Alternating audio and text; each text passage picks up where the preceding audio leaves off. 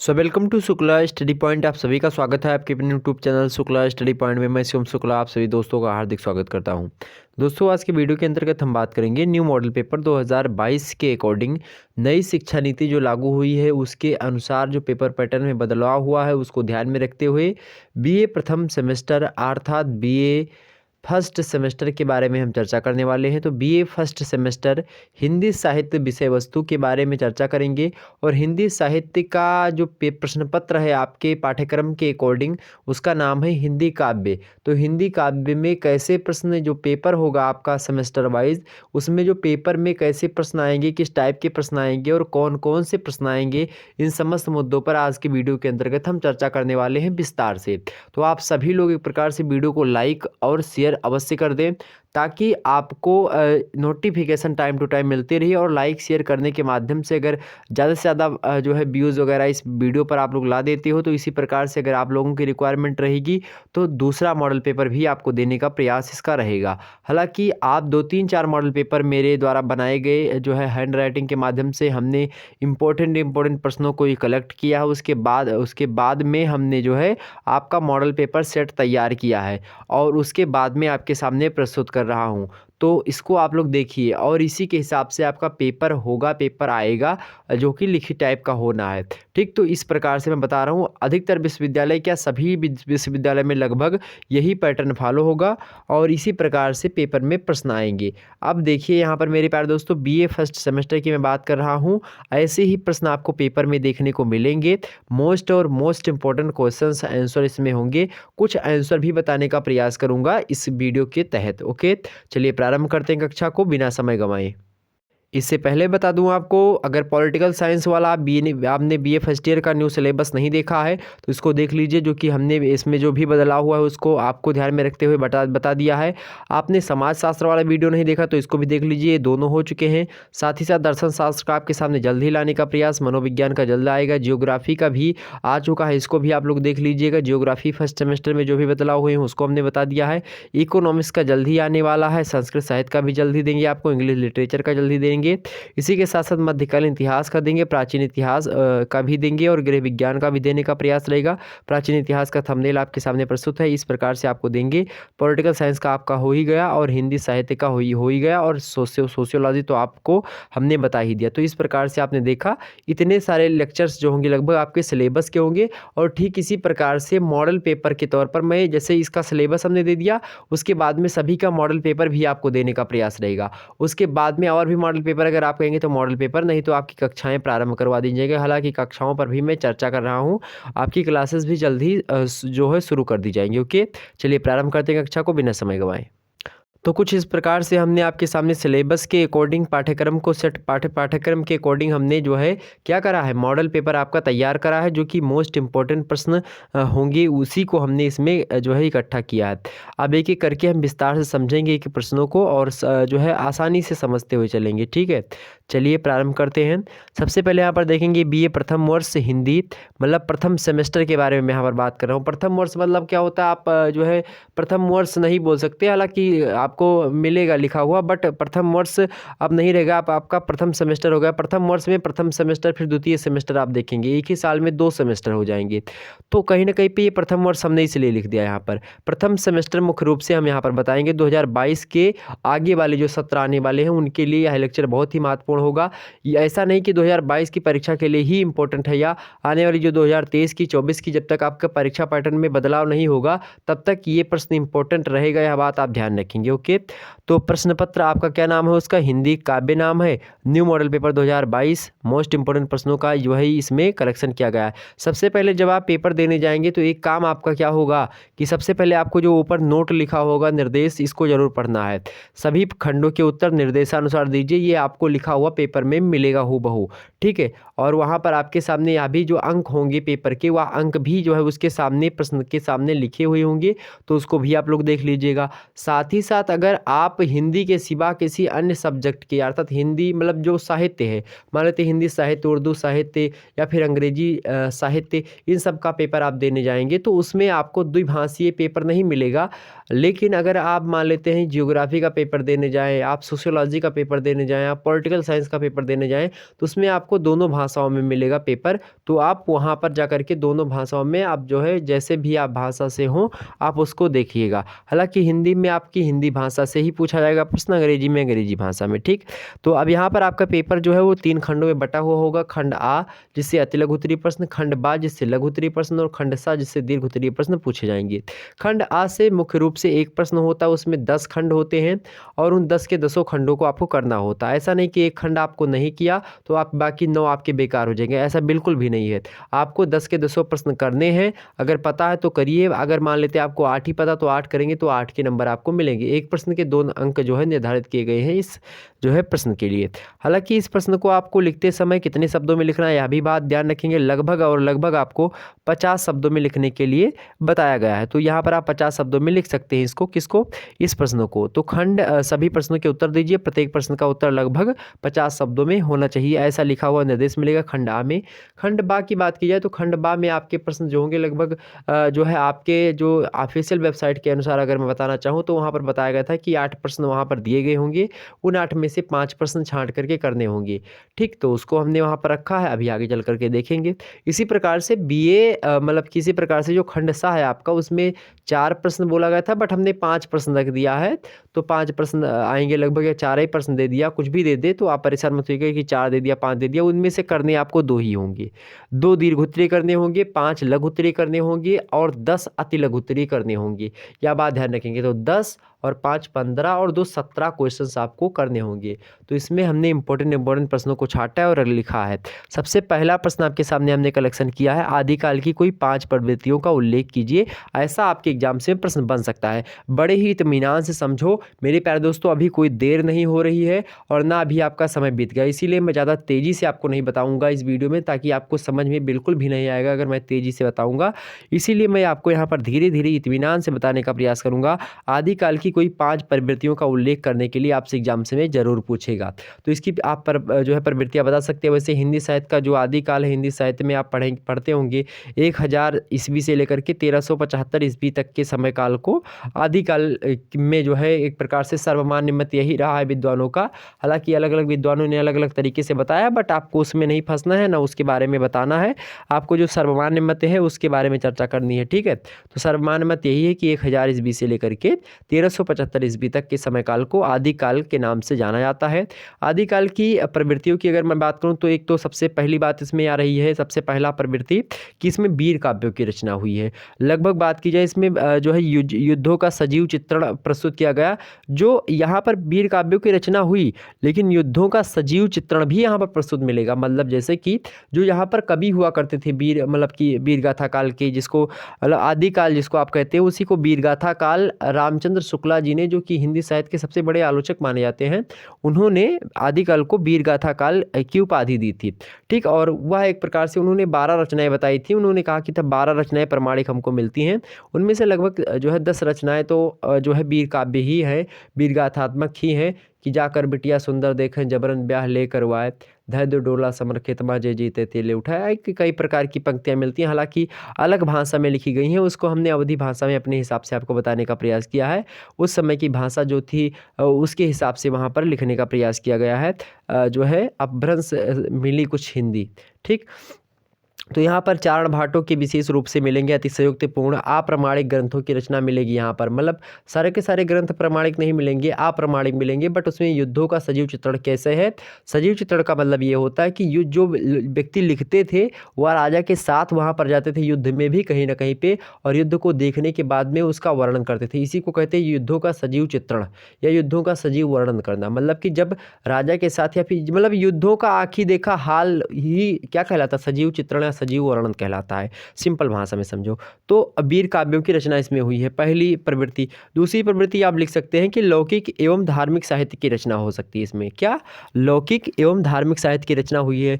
लौकिक माने क्या होता है, लोक संबंधित जो लोक रीतियाँ रही हैं उनसे संबंधित, यानी कि जो समय चल रहा था मुख्य रूप से उसकी रचना हुई है। साथ ही साथ धार्मिक साहित्य की भी इसमें रचना हुई। धार्मिक साहित्य में आप देखेंगे ब्रजयान समुदाय हुआ, चाहे जो है सिद्ध हुए कोई, चाहे वामपंथी योगी हुए, चाहे जैन मुनि हुए, बौद्ध बौद्ध, जैन, इन सभी के उपदेशात्मक ग्रंथ यहाँ पर आपको मिलेंगे। तो कहीं न कहीं पे अलग अलग प्रकार से यहाँ पर आप देखेंगे हजारी प्रसाद द्विवेदी जी ने इस काल के जो है धार्मिक साहित्य की रचना को लेकर के जो है कोटेशन भी दिया है। कहा कि एक तो परवर्ती को समझने में सहायता मिलती है, जिसके बिना हम परवर्ती काव्य प्रयत्नों को समझ ही नहीं पाएंगे, और दूसरे युग की भाषा, शैली, छंद, विधान आदि का अध्ययन ही दुष्कर हो जाता है। इस प्रकार से आचार्य जो है द्विवेदी जी ने बताया, हजारी प्रसाद द्विवेदी जी ने, उन्होंने हिंदी में काफ़ी ज़्यादा रुचि रखी है और आचार्य की श्रेणी भी उनको प्राप्त है। तो ये दूसरी आप बता सकते हैं कि हाँ वहाँ पर क्या था भाई, वहाँ पर क्या था, हमने क्या बताया आपको, हमने बताया लौकिक एवं धार्मिक साहित्य की रचना आदिकाल में हुआ करती थी। दूसरी प्रवृत्ति, तीसरी प्रवृत्ति आप लिख सकते हो, ऐतिहासिक काव्यों की रचना हो रही थी वहाँ पर। कैसी? ऐतिहासिक काव्यों की रचना जरूर हुई है वहाँ पर। ठीक, ध्यान रखेंगे इसको भी। जैसे कि दलपत विजय हो गई, ये सब कैसे जो है, ये सब ऐतिहासिक काव्य हैं। जैसे दलपत विजय हो गए, खुमान रासो ने लिखा, चंद्रबरदाई हो गए, पृथ्वीराज रासो ने लिखा, सारंगधर की पुस्तक हम्मी रासो मान लेते हैं। सॉरी, दलपत विजय ने क्या लिखा? खुमान रासो लिखा। चंद्रबरदाई ने क्या लिखा है? पृथ्वीराज रासो लिखा है। सारंगधर ने क्या लिखा है? हम्मीर रासो लिखा है। सारंगधर ने किसको लिखा? हम्मीर रासो लिखा। नल सिंह ने किसने लिखा? विजयपाल रासो। ठीक, ये सब क्या है? ये सब एक प्रकार से प्रबंध काव्य है। प्रबंध का मतलब कि जीवन शैली पर आधारित है। और वीर गीतों में भी आप देखेंगे आलखंड वगैरह जो कि परमाल रासो का है। तो ये सब आपको मिलते हैं। ठीक है, तो इसको आपने देखा नलपत जो है नरपति नाल का बीसल देव रासो हो, चाहे केदारनाथ भट्ट का जो है जयचंद्र प्रकाश हो। ठीक, और मधुकर का चाहे जयमंक जस चंद्रिका हो, मधुकर कवि थे, उन्होंने जयमंक जस चंद्रिका लिखा था। तो ये सब रचनाएं आपकी ऐतिहासिक काव्य रहे हैं। तो ऐतिहासिक काव्यों की रचना भी इसमें आप देख सकते हैं। तो ये आप बता सकते हैं कि हाँ, तीसरी प्रवृत्ति क्या है? ऐतिहासिक काव्यों की रचना। और चौथी प्रवृत्ति आप क्या बता सकते हो? चौथी प्रवृत्ति आप बता सकते हो, और कई तमाम सारी चीज़ें आप बता सकते हो इसको लेकर के। तो इसमें कोई दिक्कत की बात नहीं। तो हमने इसमें आप तमाम सारी चीज़ें आपको बता ही दी। तो ऐतिहासिक काव्यों की रचना एक आप बता सकते हो, एक आप लौकिक एवं धार्मिक साहित्य की रचना बता सकते हो, दूसरा तीसरा क्या बता सकते हो? वीर काव्यों की रचना। और चौथा क्या? युद्धों का सजीव चित्रण प्रस्तुत करना। ठीक है, और युद्धों का जो है एक प्रकार से अतिशयोक्तिपूर्ण वर्णन पांचवी बता सकते हो, मतलब कि युद्धों को खूब बढ़ा चढ़ा करके बताना, युद्धों का आँखी देखा हाल बताना। ये सब क्या है? इसकी विशेषता रही है। किसकी? तो इस जो है साहित्य की विशेषता रही है। ओके, इतनी बात क्लियर हुई बिल्कुल। चलिए आगे बढ़ते हैं और भी मुद्दों को हम समझने का प्रयास करते हैं। तो इतनी बात, तो एक प्रश्न का उत्तर आपको क्लियर हो गया होगा। अब इसको 50 शब्दों में आप बड़े ही आसानी से लिख सकते हैं। ओके, अगला हम बात कर लेते हैं। दूसरा प्रश्न आपका क्या है भाई? दूसरा प्रश्न है यहाँ पर जो है संत साहित्य की प्रमुख विशेषताओं को लेकर के। तो संत साहित्य की जो प्रमुख विशेषताएं हैं इसको लेकर के हम जो है आपको बताते हैं। तो संत साहित्य क्या है? सबसे पहले ये समझिए, संत साहित्य आपको पता ही होगा कि भक्ति काल जो है उसको हमने दो भागों में विभाजित किया है। भक्ति काल कितने भागों में भाई? दो भागों में है। पहला कौन सा है भाई? पहला जो है उसका क्या नाम है? तो उसका नाम है निर्गुण भक्ति काव्य, और दूसरा क्या है? सगुण का भक्ति काव्य। तो एक तो निर्गुण हो गया, एक सगुण हो गया। अब निर्गुण में भी दो जो है शाखाएं हैं। निर्गुण में क्या कितनी शाखाएं हैं? इसमें भी दो शाखाएं हैं। निर्गुण की जो दो शाखाएं, एक तो प्रेमाश्रयी पहली, और दूसरी कौन सी भाई? एक तो प्रेमाश्रयी पहली होगी, दूसरी कौन सी है? ज्ञानाश्रयी है। और इसमें भी मतलब सगुण में भी आप देखेंगे दो शाखाएं, एक तो राम भक्ति शाखा और दूसरी कृष्ण भक्ति शाखा। और उसमें भी अगर बात की जाए संत साहित्य की, तो ज्ञानाश्रयी जो शाखा है उन्हीं के कवियों को खास करके हम किसको क्या कहते हैं? उसी को हम संत साहित्य के नाम से जानते हैं। तो निर्गुण ज्ञानाश्रयी शाखा जो है, निर्गुण ज्ञानाश्रयी शाखा को ही हम क्या कहते हैं? संत साहित्य की जो है एक प्रकार से बात रखते हैं, या संत साहित्य के नाम से हम जानते हैं उसको। ठीक, तो ज्ञानाश्रयी को हम क्या कहते हैं? जो निर्गुण ज्ञानाश्रयी शाखा है, तो ज्ञानाश्रयी के सबसे अगुआ कवि कौन माने जाते हैं? कबीरदास माने जाते हैं। कबीरदास सबसे पहले समझिए, कवि बाद में है, समाज सुधारक पहले है, ऐसा उन्होंने खुद ही बताया था। तो इसी की विशेषताओं को लेकर के आपसे प्रश्न पूछा गया था। तो आइए देखते हैं इसकी प्रमुख विशेषताएं कौन कौन सी हैं। किसकी? संत साहित्य की प्रमुख विशेषताएं। आपको प्रमुख विशेषता में लगभग 4-5 विशेषता आप बता देंगे तो हो जाएगा लगभग। ठीक, पहली विशेषता आप बता सकते हैं कि निर्गुण ब्रह्म की उपासना यहाँ पर पर की जाती थी। इसको लेकर के कबीर स्वयं लिखते हैं कि जाके मुँह माथा नहीं, ना ही रूप कुरूप, पूप वास्ते पात्रा ऐसा तत्व अनूप। उन्होंने यह बात जो है अपने हिसाब से बताई थी कि निर्गुण ज्ञानाश्रयी जो होती है एक प्रकार से ब्रह्म की उपासना पर यहाँ पर बल दिया जाता है, और वो भी निराकार, मतलब उसका कोई रूप रंग नहीं है कि जाके मुँह माथा नहीं, कि जिसके मुँह और माथ भी नहीं है, ना ही रूप कुरूप, ना उसका रूप है, ना उसका कोई दूसरा रूप है, या ना उसका कोई सुंदर रूप है या कुरूप रूप है, किसी प्रकार का उसका रूप नहीं है। पूहुप वास्ते पात्रा ऐसा तत्व अनूप, एक प्रकार से बात की जाए तो उन्होंने कहा था कि वह कण कण में जो निवास करता है वही क्या है, वही पारब्रह्म परमेश्वर है, अविनाशी है, जो घट घट वासी है तथा मतलब कि सर्वांतरयामी है। वही क्या है, वही जो है एक प्रकार से भगवान है, वही निराकार है, ऐसा कबीर मानते हैं। तो निर्गुण ब्रह्म की उपासना जो है की गई थी कहाँ पर, कबीर दास के जो ज्ञानाश्रयी शाखा है। तो संत साहित्य की एक विशेषता यही है कि निर्गुण ब्रह्म की उपासना की गई। दूसरी बात यहाँ पर, और साथ ही साथ और भी बातों को हम अगर मेंशन करें इसमें, तो और भी आप ले सकते हो। इसमें जो है कहा गया कि कस्तूरी कुंडल बसे और मृग ढूंढे बन माही, ऐसे घट घट राम है दुनिया देखत नाही। तो इसको भी यहाँ पर उदाहरण स्वरूप हम लिख सकते हैं। हालांकि जब दीर्घ उत्तरीय में ऐसा प्रश्न पूछा जाए या लघु उत्तरीय में पूछा जाए तो इन उदाहरणों को आपको देना उचित होगा, बट अगर अति लघु उत्तरीय में पूछा जा रहा है तो ऐसे उदाहरणों को देने से आप अगर देंगे तो ज़्यादा लंबा हो जाएगा। बट अगर आप को याद है तो लिख दीजिएगा, कोई दिक्कत की बात नहीं उसमें, लेकिन समय के अकॉर्डिंग आप चलिएगा, ठीक। दूसरी आप प्रवृत्ति क्या बता सकते हो, दूसरी विशेषता आप बता सकते हो संत साहित्य की कौन सी, कि बाह्याचार्यों को, मतलब बाह्याचार्यों का खंडन किया गया इसमें। किसका, बाह्याचार्यों का इसमें खंडन किया गया। बाह्याचार्य क्या है मेरे प्यारे दोस्तों, बाह्याचार वही है कि लगभग इसमें बताया गया कि जो जाति पाति को लेकर के या फिर समाज में जो पर्याप्त जो बाह्य आचार हैं उसको इन्होंने देखा, उसको परखा, जाना, समाज पर पड़ने वाले जो दुष्प्रभाव हैं उन सभी को अनुभव करते हुए उसका सभी का खंडन किया, और समाज में जो भी एक प्रकार से विद्रूपता थी उसको कबीर ने आगे, मतलब उसको ख़त्म करने का प्रयास किया। ऊंच नीच हो चाहे जाति पात का भेदभाव हो, इस सब को समाप्त किया। इन सब पर जो है एक प्रकार से समाप्त करते हुए जो है इन्होंने बातें बताई। क्या कहा कि जाति पात पूछे ना कोई, हरि को भजे सो हरि का होई, मतलब जाति पाति से कोई मतलब नहीं होता है। भगवान का जो भजता है वो भगवान को प्यारा होता है, भगवान उसी को बुलाते हैं। तो जाति पाति का एक खंडन करते हैं। तो पहली बात क्या है कि बाह्याचार्यों का खंडन, तो बाह्याचार्यों का खंडन इसमें इन्होंने किया है कि जो फर्जी में जो है एक प्रकार से दिखावा करते हैं उन्हीं को बाह्याचार्य बोला जाता है। तो बाह्याचार्यों का खंडन किया गया इसमें संत साहित्य में। नेक्स्ट अगर बताना चाहूँ तीसरा आप लिख सकते हो क्या, कि जो है अंत साधना पर इसमें बल दिया गया। किसमें, अंत साधना पर इसमें बल दिया गया। अंत साधना क्या होता है कि एक प्रकार से जो संत कवियों की अगर मैं बात करूं तो संत कवियों ने बाह्याचार्यों का खंडन किया, साथ ही साथ आत्मा की शुद्धि को रेखांकित भी किया है, और उसको रेखांकित करते हुए अंत साधना पर बल दिया। संतों ने इसको बताया कि जब तब तक छुटकारा नहीं हो सकता, और जब तक आपकी आंतरिक आत्मा जो होती है ना वो अगर आपकी नहीं शुद्ध है, आप शुद्धि आपको नहीं है, तो आप फर्जी में बाहर से बैठ करके माला वगैरह जप रहे हो, ध्यान आपका अलग है और आप माला जप रहे हो, या फिर आप ईर्ष्या द्वेष छल कपट इत्यादि की भावना लोगों के प्रति रखते हैं, और उसमें फिर उसके बाद भी आप सोचते हो कि नहीं हमारे सबसे अच्छा हो जाए, तो ऐसे में क्या होता है, ऐसे में या फिर आप हमारा मोक्ष हो जाए, और ईश्वर मतलब ईर्ष्या द्वेष छल कपट दूसरे के प्रति व्यक्ति के मन में भरा हुआ है, तो ऐसा बिल्कुल भी नहीं होगा। इसको लेकर के जो है कबीर की मान्यता यह है, कबीर कहते हैं कि माला फेरत युग भया, फिरा न मन का फेर, और कार का मन का डारी दे, और मन का फेर। उन्होंने क्या कहा, और आगे इन्होंने आगे फिर कहा कि पोथी पढ़ जग मुआ पंडित भया न कोय, और ढाई आखर प्रेम का पढ़े सो पंडित होए। इन्होंने यह बात भी कहा कि पोथी पढ़ने से कोई पंडित नहीं होता है। बहुत सारे लोग पोथी पढ़ जग मुआ पंडित भया न कोय, ढाई आखर प्रेम का पढ़े सो पंडित हुए, मतलब ढाई आखर एक प्रकार से प्रेम का जो है उसको पढ़ने से पंडित हो जाता है। मतलब कहने का मतलब ये है कि मतलब जो भी रखो आप शुद्ध प्रेम से रखो, मतलब प्रेम के हिसाब से भगवान को भसो, निराकार पार ब्रह्म को भसो। ढाई अक्षर यहाँ पर राम से भी तात्पर्य है, और प्रेम शब्द भी ढाई अक्षर से ही बना है, और राम शब्द भी ढाई अक्षर से बना है, तो दोनों से तात्पर्य यहाँ पर है। ठीक। माला फेरत युग भया फिरा न मन का फेर। तो आप समझ सकते हैं कि माला फेरत मतलब मन का फेर उसका नहीं मिटा और माला दिन भर बैठ कर फेर रहा, तो कर का मन का डारी ते मन का फेर। तो ये अलग अलग तरीके से है।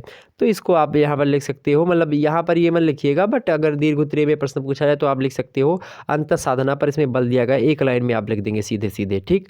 और नेक्स्ट आप क्या लिख सकते हो, चौथा अहिंसा पर बल। चूंकि संत साहित्य में बात की जाए तो अहिंसा पर बल भी दिया गया है। संत साहित्य कवियों ने हिंसा का जो है घोर विरोध किया है और अहिंसा की प्रतिष्ठा को आगे भी बढ़ाया है। तो आप इसको बता सकते हैं कि, और कबीर के एक दोहे के माध्यम से अगर मैं बताना चाहूँ आपको, तो एक दोहा था, शायद मुझे ध्यान आ रहा है, हाँ, कि दिन भर रोजा रहत हैं, हाँ यही दोहा था, दिन भर रोजा रहत हैं रात हनत हैं गाय। क्या, दिन भर रोजा रहत हैं, मुसलमानों पर व्यंग किया था कि दिन भर रोजा रहत हैं, मतलब दिन भर जो है व्रत रह रहे हैं, भूखा, मतलब जो उसको कहते हैं आप जो है गांव घर में, तो व्रत हैं, दिन भर रोजा हैं, दिन भर रोजा रहते हैं, रात हनत हैं गाय, रात में गाय का मांस खाते हैं, रात में गाय को मारते हैं।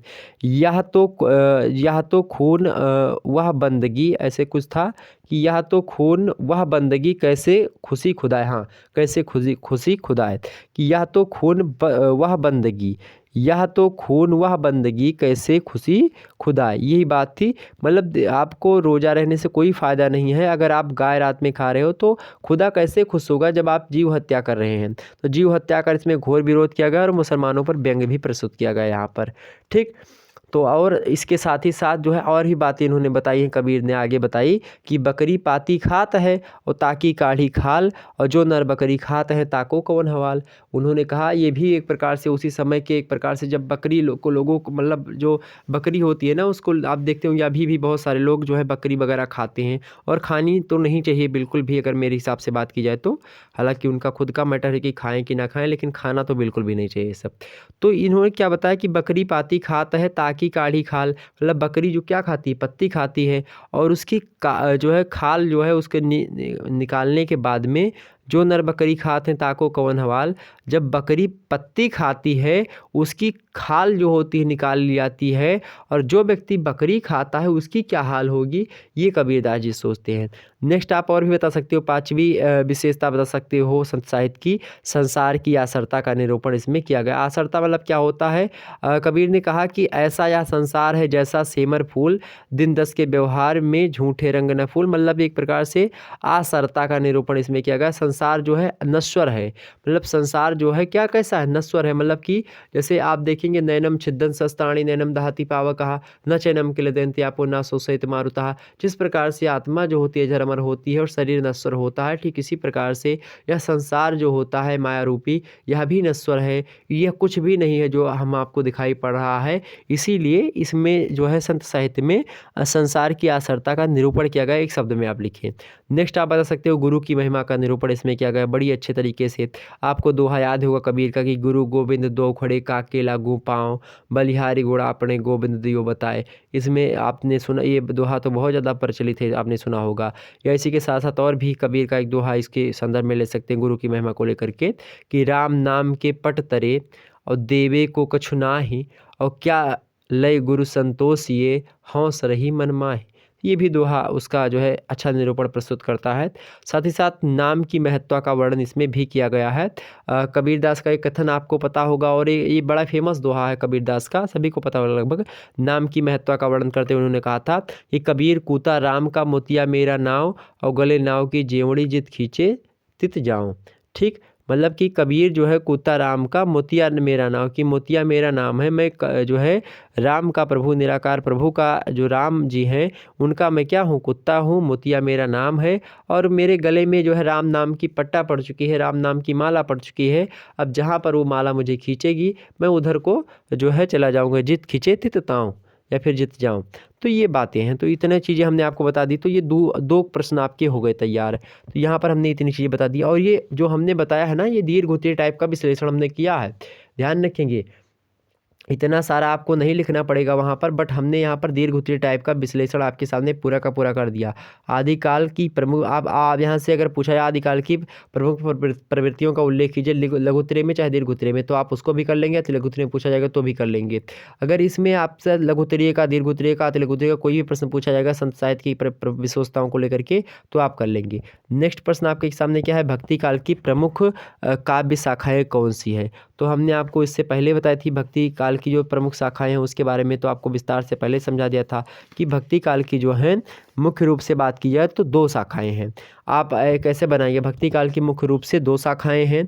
उनमें से जो 2 शाखाएं हैं भक्ति काल में वह कौन कौन सी, पहली तो सगुण भक्ति शाखा और दूसरी क्या है, निर्गुण भक्ति शाखा। सबसे पहले निर्गुण लिखेंगे, दूसरे नंबर पर सगुण लिखेंगे, आप कालक्रम के अनुसार भी चलें। तो निर्गुण में भी आप 2 लिखेंगे कि निर्गुण के भी 2 उपखंड हैं। पहला है आपका ज्ञानासरी और दूसरा कौन सा है, प्रेमासरी।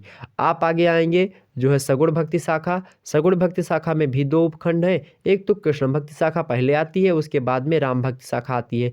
कृष्ण भक्ति शाखा के प्रवर्तक आप बोल सकते, प्रवर्तक नहीं बोल सकते, कृष्ण भक्ति शाखा में सबसे जो है मुख्य कवि या फिर मुख्य या फिर एक प्रकार से उसके प्रणेता का बोल सकते हैं, सूरदास जी रहे हैं। राम भक्ति शाखा के सबसे अग्रणी कवि एक प्रकार से कौन रहे हैं, तो गोस्वामी तुलसीदास जी रहे हैं।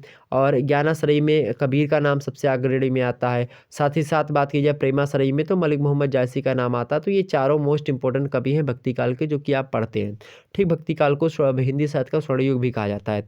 तो यहाँ पर भक्ति काल की जो है आप प्रमुख शाखाओं के बारे में बता सकते हैं, तो ये भी प्रश्न आपका इंपॉर्टेंट हो गया। नेक्स्ट प्रश्न क्या है, रीतिकाल के प्रमुख कवियों के नाम बताइए। आपसे अगर प्रश्न पूछा है रीतिकाल के प्रमुख कवियों के नाम, तो आप क्या बताओगे, रीतिकाल के प्रमुख कवि कौन कौन से भाई।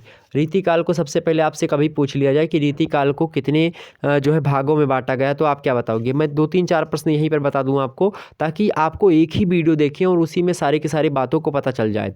ठीक, आप सभी लोग लाइव बने रहिएगा, जब तक मैं ना बोलूँ, जब तक क्लास नहीं छूटेगी तब तक आप सभी को जाना नहीं है, प्रण करके बैठ जाना है। एग्जाम में अच्छे अंक लाने हैं तो इस वीडियो को अंत तक आपको देखना होगा मेरे प्यारे दोस्तों। आपका यह 1-2 घंटे का समय आपके एक प्रकार से भविष्य को निर्धारित करेगा मेरे प्यारे दोस्तों, यह बात आप ध्यान रखेंगे। और एक जगह पर आपको अच्छे तरीके से जानकारी मिल रही है विधिवत रूप से। आप अगर लेक्चर क्लास वाइज पूरी की पूरी लेक्चर नहीं ले पा रहे हैं या फिर मैं नहीं दे पा रहा हूं, तो इसका मतलब ये नहीं कि मैं आपको पढ़ा नहीं पा रहा हूं। लगातार लेक्चर्स आपके नहीं हो पा रहे हैं इस समय, मैं देख पा रहा हूं, लेकिन फिर भी मैं मॉडल पेपर देने का प्रयास कर रहा हूं। मॉडल पेपर क्यों दे रहा हूं, मॉडल पेपर मैं इसलिए दे रहा हूं ताकि आपको एक ही वीडियो में लगभग सारी बातें क्लियर हो जाएं, ताकि आपको कुछ ना एक मात्रा में, अगर आप अपनी बुक से भी पढ़ें तो कुछ मात्रा में मैंने आपको समझा चुका रहा हूँ। ठीक, तो यहाँ पर लगभग आपकी बातें समझ में सारी आ रही होंगी। सभी का कमेंट सारा कि सर जी बहुत अच्छा, बिल्कुल, बहुत बहुत धन्यवाद आप सभी का। और इसी प्रकार से बनाए रखें और वीडियो में बातचीत बिल्कुल भी मत करो मेरे प्यारे दोस्तों। आप पढ़ाई पर फोकस करो, पढ़ाई मोस्ट इंपॉर्टेंट है।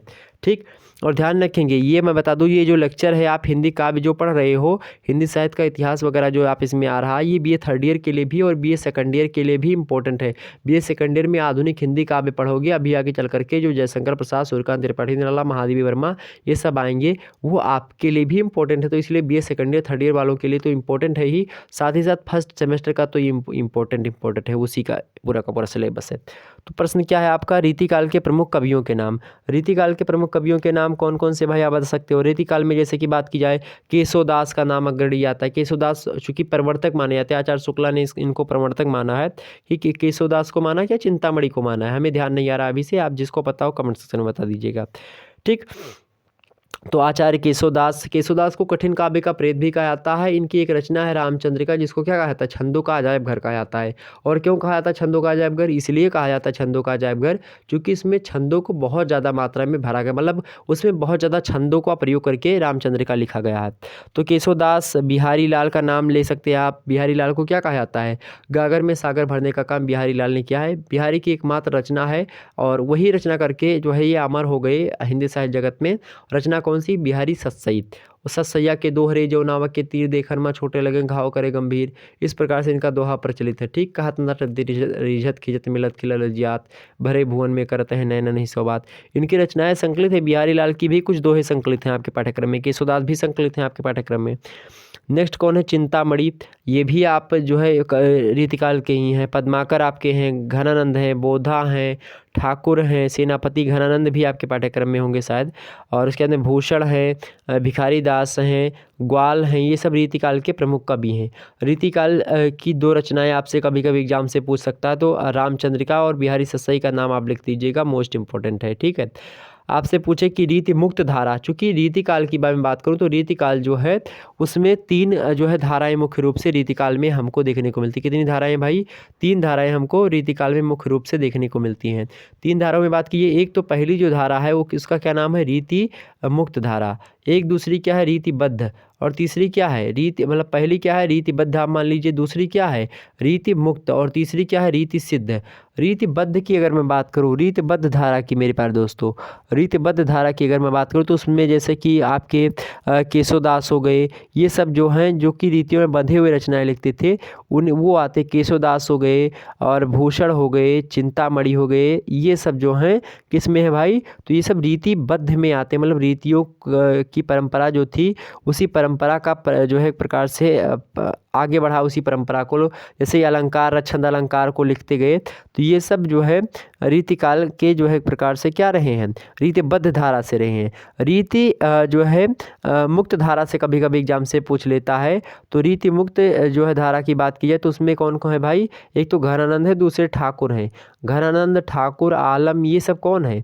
ये सब मेरे प्यारे दोस्तों जो है रीति मुक्त धारा के कवि हैं। ठीक, तो रीति मुक्त धारा के कौन है? घनानंद और ठाकुर हैं। ये मतलब रीतियों से मुक्त होकर के, इनको छंद अलंकार को नहीं पता था कि क्या है।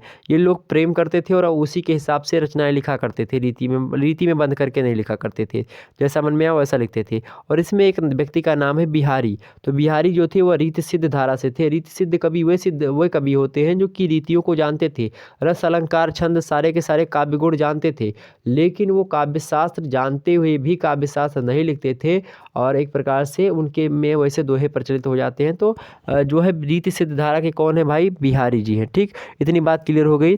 रीति काव्य की जो कभी कभी 4 विशेषताओं को लेकर के प्रश्न आपसे बन सकता है एग्जाम्स में। तो रीतिकाल की अगर विशेषताएं आपसे पूछे तो क्या बताएंगे? श्रृंगार की प्रधानता इसमें, पहली बात श्रृंगार की प्रधानता इसमें बड़ी मात्रा में आप देखेंगे। साथ ही साथ अलंकारिकता इसमें खूब देखेंगे, खूब झरुआ अलंकारिकता मिलेगी, खूब बढ़ा चढ़ा करके बातों को लिखा गया है इसमें, कि मतलब नारी के एक प्रकार से नारी का एक प्रकार से जो है यौनात्मक वर्णन किया गया है इसमें, मतलब कि नारी का एक प्रकार से कामुक रूप इसमें दिखाई पड़ेगा। बिहारी की रचनाओं में आप देखें चाहे तो, या फिर अन्य किसी में देखेंगे, मतलब यहाँ पर जो है नारी को एक प्रकार से उतना ज़्यादा जो है नहीं जो है देवी स्वरूप देखा गया जितना कि भक्ति काल में देखा जो है गया था।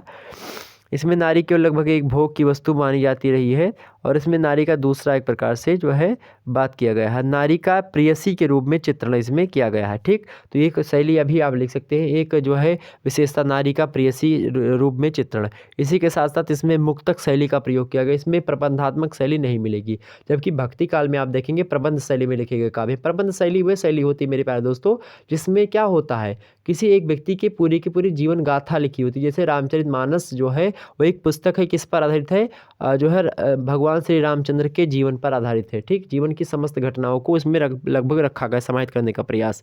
लेकिन जब किसी जीवन के किसी एक अंश का या फिर छोटे फुट रचनाएं लिखी जाएं तो उसी को क्या कहते हैं? उसी को मेरे प्यारे दोस्तों हम मुक्तक शैली की रचनाएं कहते हैं। तो मुक्तक शैली और प्रबंध शैली में आपको अंतर समझ में आ गया होगा बिल्कुल। ठीक, ये चीज़ें समझ में आ गई होंगी आपको। ठीक है, तो इतनी चीज़ क्लियर हो गई आपकी। तो यही सब आपसे पूछा जाता है जो कि हमने आपको बता दिया। ओके, इतनी चीज़ें क्लियर हो गई आपकी। अब अगला प्रश्न आपके सामने देख लेते हैं। अगला प्रश्न बिना समय गंवाए, अगला प्रश्न क्या है मेरे प्यारे दोस्तों? रीतिकाल के प्रमुख कवियों के नाम हमने आपको बता दिए कौन कौन से। केशवदास, बिहारी लाल, देव, चिंतामणि, पद्माकर, घनानंद, बोधा, ठाकुर, सेनापति, भूषण, बिहारीदास, ग्वाल, ये सब कौन है? ये सब रीतिकाल के ही कवि हैं। ठीक, आगे बात कर लेते हैं हम पुष्टि मार्ग। पुष्टि मार्ग क्या है? पुष्टि मार्ग आप सभी को पता होगा शायद। पुष्टि मार्ग क्या है? पुष्टि मार्ग जो है उसके संस्थापक सबसे पहले जानिए कौन थे। पुष्टि मार्ग के संस्थापक थे वल्लभाचार्य। और वल्लभाचार्य के लड़के कौन थे? क्या नाम था उनका? वल्लभाचार्य के लड़के कौन थे भाई? वल्लभाचार्य के लड़के थे विट्ठलनाथ। और विट्ठलनाथ ने अष्टछाप के कवियों को इकट्ठा किया था। विट्ठलनाथ का क्या है? अष्टछाप है। लेकिन पुष्टि मार्ग एक प्रकार से विचार था, पुष्टि मार्ग एक विचारधारा थी। और पुष्टि का अर्थ जो होता है अनुग्रह, और साहित्य में पुष्टि का अर्थ अगर बात की जाए तो सेवा मार्ग भी लगभग मान लिया जाता है। तो अब सबसे पहले पुष्टि मतलब होता है अनुग्रह। अनुग्रह। लेकिन अगर साहित्य की दृष्टि से देखा जाए तो पुष्टि का अर्थ क्या होता है? सेवा मार्ग। ठीक, क्या होता है? सेवा मार्ग। अगर मैं इसका अर्थ निकालूं तो भक्ति का वह मार्ग, पुष्टि मार्ग किसे कहते हैं? भक्ति का वह मार्ग मेरे प्यारे दोस्तों, जो क्या हो? भक्ति का वह मार्ग पुष्टि मार्ग कहलाएगा, जिसके द्वारा सेवा करते हुए भगवान, क्या? भगवान की कृपा या फिर अनुग्रह, भगवान की कृपा या अनुग्रह प्राप्त किया जा सके, यही होता है पुष्टि मार्ग। पुष्टि मार्ग आपसे पूछे कि कितनी मानी गई पुष्टि मार्ग, तो पुष्टि मार्ग 4 प्रकार की मानी गई हैं। और किसने, इसके संस्थापक कौन है? वल्लभाचार्य हैं। वल्लभाचार्य के लड़के कौन है? विट्ठलनाथ। विट्ठलनाथ ने क्या बनाया था? अष्टछाप के कवियों को संग्रहित किया था। अष्टछाप में कितने कवि हैं? 8 कवि हैं। ठीक, उनमें सबसे बढ़िया कवि कौन, मतलब सबसे जो है प्रमुख कवि कौन है उनमें? सूरदास जी हैं। ठीक, ध्यान रखेंगे। पुष्टि मार्ग का जहाज कौन है? सूरदास जी हैं। ठीक, यह बात ध्यान रखेंगे। तो 4 प्रकार की होती है पुष्टि मार्ग। पहली कौन सी है? मर्यादा पुष्टि। दूसरी कौन सी है? प्रवाह पुष्टि। तीसरी कौन सी है? पुष्टि पुष्टि। और चौथी कौन सी है? शुद्ध पुष्टि। ये 4 पुष्टियां हैं। कभी एग्जाम से पूछे तो आप लोग बता दीजिएगा। इसको सभी लोग, जो बातें मैं बता रहा हूँ, बोल रहा हूँ, इसको नोट डाउन करते हुए चलिएगा। और जब लाइव ये सेशन समाप्त हो उसके बाद में इस वीडियो को पुनः 2-3 बार देख लीजिएगा। आपका सारा डाउट्स क्लियर हो जाएगा और एक ही वीडियो के अंतर्गत आपको पूरे के पूरे हिंदी साहित्य के बारे में जानकारी मिल जाएगी। ठीक, नेक्स्ट आगे भी और तमाम सारी चीज़ें पूछ सकता है एग्जाम्स में। तो अगले प्रश्न की ओर बढ़ते, तो पुष्टि मार्ग आपको जो है विधिवत रूप से हमारे ख्याल से समझ में आ गई होगी। आगे बढ़ते हैं और भी प्रश्नों को हम देख लेते हैं। नेक्स्ट प्रश्न आपके सामने कौन सा भाई? नेक्स्ट प्रश्न आपके सामने है जो है 6वां नंबर प्रश्न। क्या है? द्विवेदी युग के 2 महाकाव्यों के नाम लिखिए। द्विवेदी युग के 2 महाकाव्यों के नाम आपसे पूछ रहा है। आपसे पूछे कृष्ण काव्य शाखा का प्रवर्तक किसे कहा था, तो स्वामी वल्लभाचार्य को ही कहा जाता है। ठीक, तो यह बात भी ध्यान रखेंगे। ठीक है, आपसे कभी कभी यह भी पूछ लेगा कि भारतीय सूफी प्रायः कितने संप्रदायों में विभक्त था। तो भारतीय सूफी काव्य जो था प्रायः मतलब भारतीय सूफी जो था वो 5 संप्रदायों में विभक्त था। पहला तो चिश्ती, दूसरा कादरी, तीसरा सुहरावर्दी, चौथा नक्शबंदी और 5वां कौन था? संतारी। ठीक, तो यह बात भी ध्यान रखेंगे। और प्रश्न क्या था यहाँ पर? द्विवेदी युग के 2 महाकाव्यों के नाम। तो आपको बिल्कुल पता होगा द्विवेदी युग के 2 महाकाव्य कौन कौन से। पहला तो साकेत ही हो गया मैथिलीशरण गुप्त का। दूसरा कौन सा? प्रिय प्रवास, जो कि सबसे पहला महाकाव्य आप बोल सकते हैं खड़ी बोली का। जो है किसका है ये? प्रिय प्रवास अयोध्या सिंह उपाध्याय हरिओत जी का है। जब बैठी खिन्ना एक दिवस वो गुह में थी अकेले, आके आसूद्र युगल से थे धरा को भिगोते। ठीक, आई तभी इसी काल जो है एक प्रकार प्यारी सुबह वाली सुपवन इसी काल वाता यनो से, इसी प्रकार से कुछ था, मुझे ध्यान नहीं आ रहा है। तो ये था उसमें। ठीक, तो द्विवेदी युग के 2 महाकाव्य बता सकते हैं, साकेत और प्रिय प्रवास, ये 2 महाकाव्य हो गए।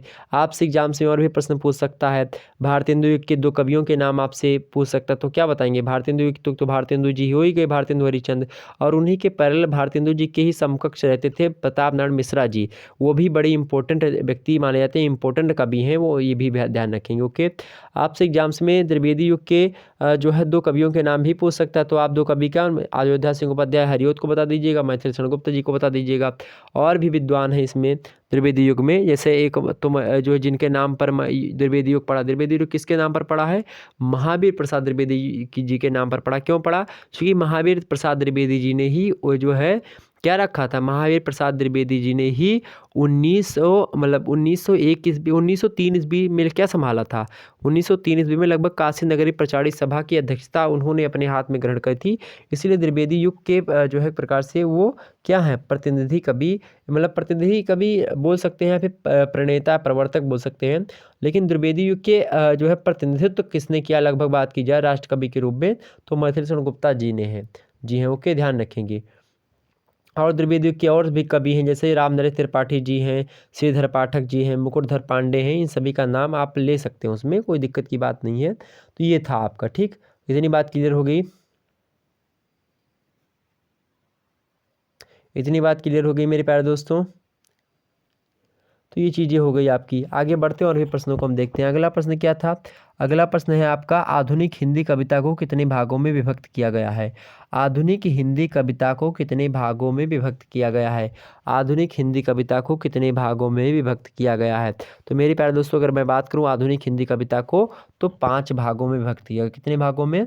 5 भागों में विभक्त किया गया है। पहला क्या है भाई, पहला है भारतेंदु युग, दूसरा क्या हो गया आपका द्विवेदी युग, तीसरा क्या हो गया छायावादी युग, चौथा क्या हो गया प्रगतिवादी युग और पांचवा क्या हो गया प्रगतिवादी एवं नई कविता। ठीक, तो ये हो गया आपके 5 जो है कविताएं, एक प्रकार से 5 भागों में हम बांट सकते हैं आधुनिक हिंदी कविता को। ठीक, क्या हमने बताया, भारतेंदु युग पहला कविता, भारतेंदु युग दूसरा क्या द्विवेदी युग, तीसरा क्या छायावादी युग, चौथा क्या प्रगतिवादी युग और पांचवा क्या है प्रगतिवादी एवं नई कविता। ओके, इतनी बात क्लियर हुई। तो ये 5 थी आधुनिक हिंदी कविता जो कि हमने यहाँ पर आपसे बांटा।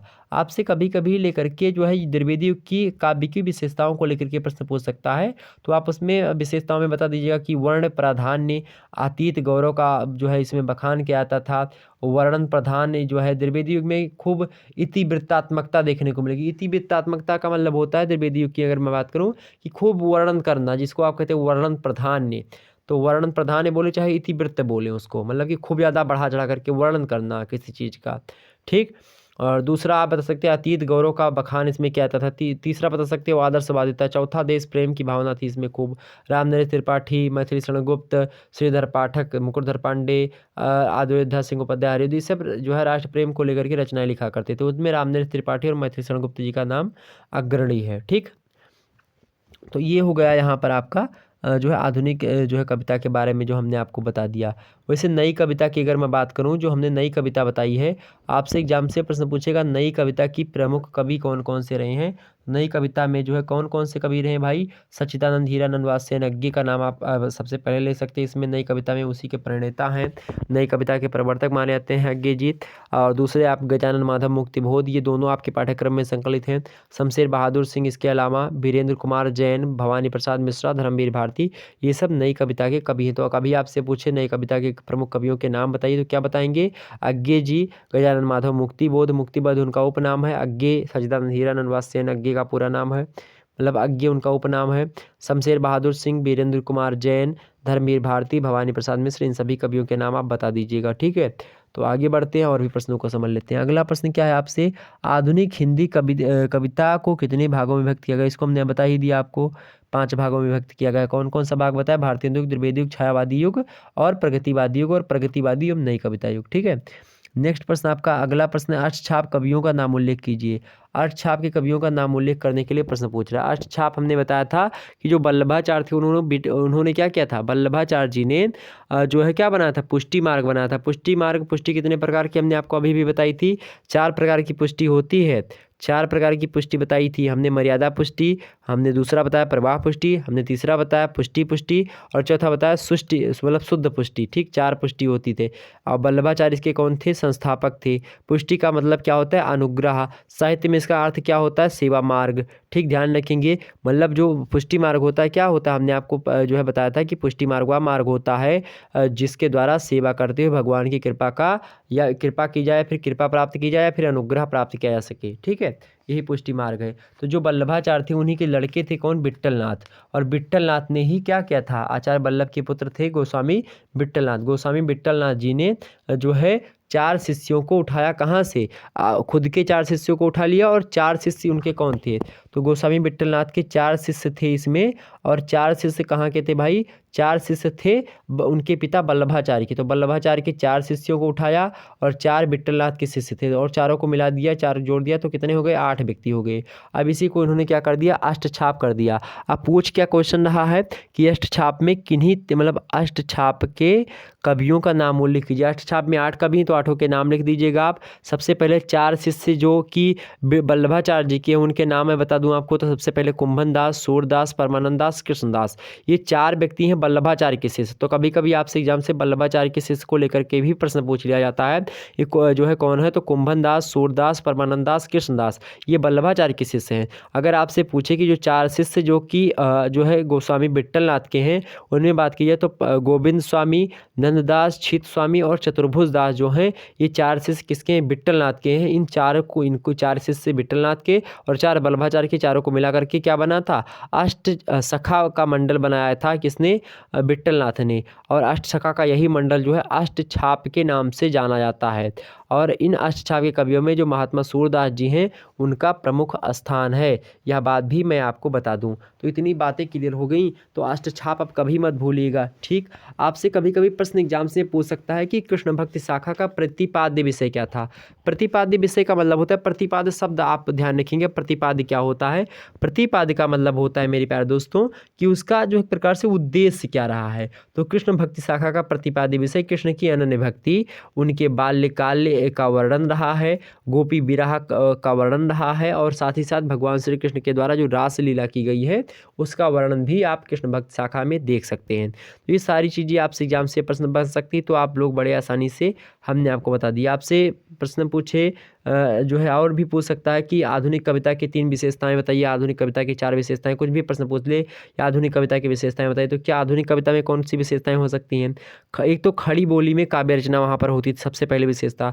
दूसरी विशेषता यहाँ पर प्रतीकात्मक शब्दावलियों का प्रयोग करके या फिर प्रतीकात्मक जो है भाषा में लिखी जाती थी। तीसरी बात, यहाँ पर राष्ट्र प्रेम अपने चरम उत्कर्ष पर था। ठीक, तो ये चीज़ें आप बता सकते हैं। आधुनिक काल के प्रथम युग का क्या नाम था, भारतीय द्वितीय युग का क्या नाम था, द्विवेदी युग। ये सब तो हमने आपको बता ही दिए थे। ठीक, तो इतनी चीज़ें क्लियर हो गई आपकी। आगे बढ़ते हैं। अगला प्रश्न आपके सामने क्या है भाई। अगला प्रश्न क्या है। अगला प्रश्न आपके सामने है कि छायावादी काव्य की किन्हीं 3 विशेषताओं का उल्लेख कीजिए। छायावादी काव्य की किन्हीं 3 विशेषताएं। अब छायावादी काव्य की 3 विशेषताएं कौन हो सकती हैं मेरे प्यारे दोस्तों। आप सभी को पता होगी छायावाद की 3 विशेषताएं। छायावाद की किन्हीं 3 विशेषताएं पूछ रहा है आपसे। तो पहला विशेषता तो आप यही बता सकते हैं कि जो है प्रेम एवं सौंदर्य का इसमें निरूपण होता था। छायावाद में प्रेम एवं सौंदर्य का निरूपण हुआ करता था। और दूसरी बात यह कि वेदना एवं निराशा की भावना इसमें आप देखेंगे। आप चाहे मैथिली शरण गुप्ता मतलब सॉरी आप चाहे जयशंकर प्रसाद का आंसू देखेंगे, हिंदी साहित्य का जो है एक प्रकार से आंसू जो इनकी कविता है जयशंकर प्रसाद की, वह क्या है, हिंदी साहित्य का मेघदूत कही जाती है। मेघदूत का मतलब क्या, मेघ मतलब होता है बादल, और बादल मतलब क्या, बादल का दूत कौन होता है, उसके जो है बूंदे जो होती हैं। तो एक प्रकार से जो है आंसू जो है इनका क्या है, मेघदूत है। हिंदी साहित्य का मेघदूत कौन सी रचना है, आपसे एग्जाम से प्रश्न पूछ सकता है। तो कौन सी रचना है भाई, जयशंकर प्रसाद का आंसू। तो वेदना एवं निराशा की भावना है। चाहे आप मैथिली उनका देखेंगे, क्या बोलते हैं उनको, जो आधुनिक युग की मीरा हैं, क्या नाम है उनका, बेहद त्रयी में शामिल नहीं हैं। अभी आपको बता दूं वो छायावाद के 4 स्तंभों में शामिल भी हैं। क्या नाम है, महादेवी जी, महादेवी वर्मा। महादेवी वर्मा जी की रचना आप देखेंगे जो है मैं नीर भरी दुख की बदली, जो है उसमें इन्होंने किस तरीके से सांध्य गीत हो, इसी प्रकार से कई प्रकार की जो है रचनाएं इन्होंने जो है लिखी। तो वेदना एवं निराशा की भावना इसमें अधिक मात्रा में आप देख सकते हैं। नारी के गरिमामय रूप का चित्रण भी इसमें किया गया। तो 3 हो गई आपकी, आसानी से बता सकते हैं आप। ठीक, आपसे जो है और भी प्रश्न पूछ सकता है, कोई भी और भी प्रश्न पूछे कि जो है द्विवेदी युग का प्रतिनिधित्व किसने किया, बताएं। तो मैथिली शरण गुप्ता जी ने किया, हमने पहले आपको बताया, राष्ट्रकवि ने। तो आगे प्रश्न आपके क्या है, अगला प्रश्न आपके सामने क्या है, 10वां नंबर और लास्ट क्वेश्चन जो है लघु उत्तरीय का। समकालीन हिंदी कविता से आपका क्या अभिप्राय है। समकालीन हिंदी कविता से क्या अभिप्राय है, या समकालीन जो है हिंदी कविता से आप क्या समझते हैं, आपसे प्रश्न पूछा गया तो आप क्या बताएंगे। आप सीधे सीधे लिखिएगा कि स्वतंत्रोत्तर हिंदी कविता के लिए जो सर्वाधिक प्रचलित नाम है वही है समकालीन कविता। जो स्वतंत्रता के बाद मतलब 1947 ईस्वी के बाद जो काव्य रचनाएं लिखी जाने लगी उसी को समकालीन कविता के नाम से जाना जाता है। लेकिन कुछ विचारकों समीक्षकों के अनुसार अगर बात की जाए तो उन्होंने सन 1960 ईस्वी तक नई कविता पर मतलब उन्होंने कहा विचारकों के अनुसार सन 1960 तक क्या थी, नई कविता मर चुकी थी और वे सन 1960 के बाद के युग को समकालीन कविता नाम देते हैं। तो कुछ विद्वान स्वतंत्रता प्राप्ति के बाद मतलब 1947 के बाद की जो रचनाएं लिखी जाती हैं उसको जो है क्या कहते हैं, समकालीन कविता कहते हैं। लेकिन कुछ विचारक जो हैं वो 1960 ईस्वी के बाद जो है क्या बताते हैं, समकालीन कविता का नाम देते हैं। क्योंकि जो है इन्होंने उनका तर्क यही है कि जो नई कविता था, नई कविता आंदोलन जो कि अज्ञे के द्वारा चलाया गया था वो जो है 1960 तक आते आते लगभग जो है ठप हो गया था, मर गई थी कविता। तो मतलब लगभग मरने का तात्पर्य है कि वो कविता उतनी ज़्यादा सक्सेसफुल नहीं हो पा रही थी उस समय, ये चीज़ें हैं। ठीक, समकालीन कविता धारा को आगे बढ़ाने का प्रमुख श्रेय किसको जाता है? आपसे अगर प्रश्न पूछे तो आपके ही जो है पाठ्यक्रम में संकलित सबसे लास्ट कवि, उनका नाम हमने आपके सामने बताया था, अवधी साहित्य के भी कवि रहे हैं, उनका नाम है सुदामा प्रसाद पांडेय जी। और उनको क्या कहा जाता है? उनको धूमिल की उपाधि से सम्मानित किया गया, मतलब उनका उपनाम क्या है? धूमिल। तो धूमिल जी को जो है समकालीन काव्यधारा को बढ़ाने का एक प्रकार से मुख्य श्रेय जो है उन्हीं को प्राप्त है। इतनी बात क्लियर हुई। आदिकाल को आदिकाल किसने कहा? यह भी इंपॉर्टेंट प्रश्न है। आदिकाल को आदिकाल किसने कहा था मेरे प्यारे दोस्तों? आचार्य हजारी प्रसाद द्विवेदी जी ने कहा था। भक्ति काल को हिंदी साहित्य का स्वर्णकाल किसने कहा? यह भी प्रश्न इंपॉर्टेंट है। तो जॉर्ज ग्रियर्सन ने कहा था हिंदी साहित्य को स्वर्णकाल कहा था। तो ये उर्ली चीज़ें हैं जो कि आपको जाननी चाहिए। और भी आपको जानने वाली बात क्या है? रीतिकाल को कलाकाल किसने कहा? किसने कहा रीतिकाल को कलाकाल मेरे प्यारे दोस्तों? तो रमाशंकर शुक्ल रसाल ने कहा था। ठीक है, सब आपको जानने लायक बात है। छायावाद पुस्तक के लेखक कौन है? बताएं, बड़ा इंपॉर्टेंट प्रश्न है। छायावाद पुस्तक के लेखक कौन है भाई? तो इसके पुस्तक का नाम है डॉक्टर राम नामवर सिंह। ओके, आपसे इसी प्रकार से कई जो है चीज़ें जो कि इंपॉर्टेंट है जो हमने आपके सामने बता दिया आपको। ठीक, तो इतनी चीज़ें क्लियर हो गई आपकी। तो ये था एक प्रकार से अति लघु उत्तरीय टाइप के प्रश्न जिसका उत्तर हमने आपको बता दिया जो कि बताने लायक था। अब दीर्घ उत्तरीय टाइप का जो उत्तर होगा वो लगभग आपके साथ ना बताने योग्य हो, चूँकि वह बड़ा बड़ा होगा। इसीलिए लगभग अगर इतनी बातें हमने आपको विस्तार से बता दी, अगर इसको थोड़ा सा अगर आप अपने हिसाब से सोचे समझे, जितनी बातें हमने बताई हैं उन्हीं बातों से आप दीर्घ उत्तरीय प्रश्न लिख सकते हो, यह बात भी ध्यान रखेंगे। हालाँकि मैं देखने का प्रयास करूँगा, इसको भी बताने का प्रयास करूँगा जो है लघु उत्तरीय को थोड़ा बहुत मात्रा में जो है, बट देखिएगा आप सभी लोग। ठीक, ओके, चलिए प्रारंभ करते हैं कक्षा को। मतलब प्रारंभ क्या, प्रारंभ हो ही चुकी है आपकी कक्षा। लगभग 49 मिनट हो चुके हैं, 9 बज करके। आप सभी लोग अभी तक बने हुए हैं, इसी प्रकार से बने रहें। आपकी आज की क्लास थोड़ी सी लंबी हो सकती है, तो इसलिए लास्ट तक आप सभी लोग बने रहें। जितने भी लोग हमारे साथ नए साथी जुड़ रहे हैं सभी लोग वीडियो को लाइक और शेयर जरूर कर दीजिएगा। ओके, तो अब यहाँ पर प्रश्न क्या है आपके सामने प्रस्तुत है? खंडबा। अब खंडबा से कैसे प्रश्न पूछे जाते हैं इसको भी समझिए थोड़ा सा। खंडबा से जो प्रश्न पूछा जाता है, कैसे प्रश्न पूछा जाता है, यहाँ पर देखेंगे यहाँ से लघु उत्तरीय प्रश्न पूछे जाते हैं और केवल और केवल इनमें से 5 प्रश्न करने होंगे। दिए कितने होंगे? 8 प्रश्न इसमें दिए गए हैं, जिनमें से आपको जो है व्याख्या वगैरह भी इसी में दी जाती है। लघु उत्तरीय में ही व्याख्या वगैरह जो होती है ना, जो रचनाएँ होती हैं कवियों की जो आपके पाठ्यक्रम में संकलित होती हैं, दोहा वगैरह या फिर जो भी कविताएं संकलित होती हैं, उन कविताओं की व्याख्या संदर्भ सहित आपको लघु उत्तरीय में ही लिखना होता है। एक आध व्याख्या तो आपको लिखनी ही पड़ेगी, बहुत बचेंगे तो भी। ठीक, और 200 शब्दों में आपको सारी की सारी चीज़ों को लिखना है। पहला प्रश्न क्या इंपॉर्टेंट है यहाँ पर देखेंगे, हिंदी साहित्य के इतिहास का सर्वमान्य काल विभाजन प्रस्तुत कीजिए। ये इंपॉर्टेंट प्रश्न आपसे बन सकता है। क्या? हिंदी साहित्य के इतिहास का सर्वमान्य काल विभाजन प्रस्तुत कीजिए। तो आप कैसे प्रस्तुत करेंगे सर्वमान्य काल विभाजन? अगर मैं आपको बताना चाहूँ एक जो है छोटी सी भाषा में, हालांकि हिंदी साहित्य के इतिहास को काल विभाजन करने का जो है विभाजन सबसे पहले आचार्य शुक्ला जी के द्वारा किया गया और अधिक वही स्वीकार किया जाता है, किंतु यह भी लगभग जो है सत्य है कि जो डॉक्टर गणपत चंद्र गुप्ता जी हैं, उन्होंने नवीन शोधों के संदर्भ में शुक्ला जी के काल विभाजन को लेकर के बहुत सारी आपत्तियां भी उठाई हैं। किसने? डॉक्टर गणपत चंद्र गुप्ता जी ने। ठीक, यह बात भी ध्यान रखेंगे। और लगभग जो है तो सभी को ध्यान में रखते हुए जो काशी नगरी पचारणी सभा के द्वारा बताया गया होता है वही सर्वमान्य भी होता है। तो उसके अनुसार अगर देखा जाए तो सबसे पहले क्या होता है? आरंभिक काल या प्रारंभिक काल, जिसको आप आदिकाल कहते हैं।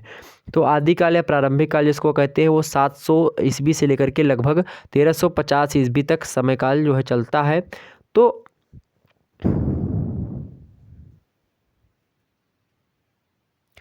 तो इस प्रकार से 750 से लेकर के 1350 ईस्वी तक के समय काल को आदिकाल या प्रारंभिक काल के नाम से जाना जाता है, या फिर जिसको वीरगाथा काल कहते हैं। ठीक है, किसने कहा था वीरगाथा काल? शुक्ला जी ने कहा था। नेक्स्ट दूसरा जो होगा आपका कौन सा होगा? दूसरा काल विभाजन, दूसरा जो है आपका पूर्व मध्यकाल आता है, जिसको आप भक्ति काल के नाम से जानते हैं। तो भक्ति काल कब से कब तक? लगभग 1350 से आप देखेंगे 1350 ईस्वी से लेकर के 1650 ईस्वी तक के समय काल को हम भक्ति काल की श्रेणी में रखते हैं। ठीक, और इसके बाद में आप देखेंगे तीसरा जो है कौन सा? उत्तर मध्यकाल। उत्तर मध्यकाल को ही रीतिकाल के नाम से जाना जाता है। रीतिकाल की बात की जाए तो ये कब से कब तक? 1650 ईस्वी से लेकर के 1857 ईस्वी तक लगभग चला। ठीक, उसके बाद से कौन सा काल आ जाएगा? आपका आधुनिक काल आ जाएगा, चौथा काल कौन सा? आधुनिक काल हो जाएगा। आधुनिक काल की बात की जाए तो इसमें गद्य और पद्य का लेखन दोनों प्रारंभ हो जाता है। हालांकि इससे पहले जो तीनों युग थे इसमें क्या था? इसमें केवल और केवल काव्य में ही रचनाएं लिखी जाती थी। लेकिन क्या होता है जो है आधुनिक काल में गद्य और पद्य का विकास हो जाता है, तो आधुनिक काल को ही गद्य काल के नाम से भी जाना जाता है, क्योंकि इसमें गद्य का विकास हो गया था। ठीक है, चूँकि इसमें गद्य रचनाएं लिखी जा रही थी इसलिए इसको गद्य काल के नाम से भी संबोधित किया गया। तो 1857 ईस्वी से लेकर के 1857 ईस्वी से लेकर के आज तक जो समय काल है ये आधुनिक काल ही है या गद्य काल ही है। इसमें भी बात की जाए मेरे भाई तो आधुनिक काल में भी कई खंड हैं। पहला आधुनिक काल का खंड कौन सा है? एक तो पहले पुनर्जागरण काल है। पहला कौन सा है? पुनर्जागरण काल। पुनर्जागरण काल अर्थात जो आप भारतेंदु युग बोलते हैं उसी को पुनर्जागरण काल के नाम से जाना जाता है। 1857 ईस्वी से लेकर के, लिख लीजिएगा, 1857 ईस्वी से लेकर के 1908 ईस्वी तक का जो समय काल है वही कौन सा है? वही पुनर्जागरण काल है। नेक्स्ट अगर बात की जाए द्विवेदी युग की, जिसको सुधार पारिष्काल काल कहा जाता है, सुधार पारिष्काल काल कहा जाता है, जो कि द्विवेदी युग के नाम से जाना आता है, जिसकी अगर समय सीमा की बात की जाए तो 1908 ईस्वी से लेकर के विद्वानों ने क्या माना है? 1915 माना है। ये गणपत चंद्र गुप्ता का शायद मेरे हिसाब से यह दिया गया है। ठीक, उसके बाद में अगर बात की जाए जो है छायावाद की अवधि, तो छायावाद लगभग बहुत सारे लोग छायावाद की अवधि जो है कहीं ना कहीं पे 1900 किससे मानते हैं? 1918 से मानते हैं, लेकिन कहीं कहीं पर 1915 मिलेगा, कहीं कहीं पर आपको गणपत चंद्र गुप्ता 1915 बताते हैं, और आप काशी नगरी प्रचार सभा उठाएंगे तो 1918 ही मिलेगा। कहीं कहीं पर आपको 1920 मिलेगा। तो 1918 से लगभग 1937-38 तक जो है ये काल चलता रहा छायावाद। उसके बाद छायावादोत्तर काल। छायावादोत्तर मतलब क्या होता है?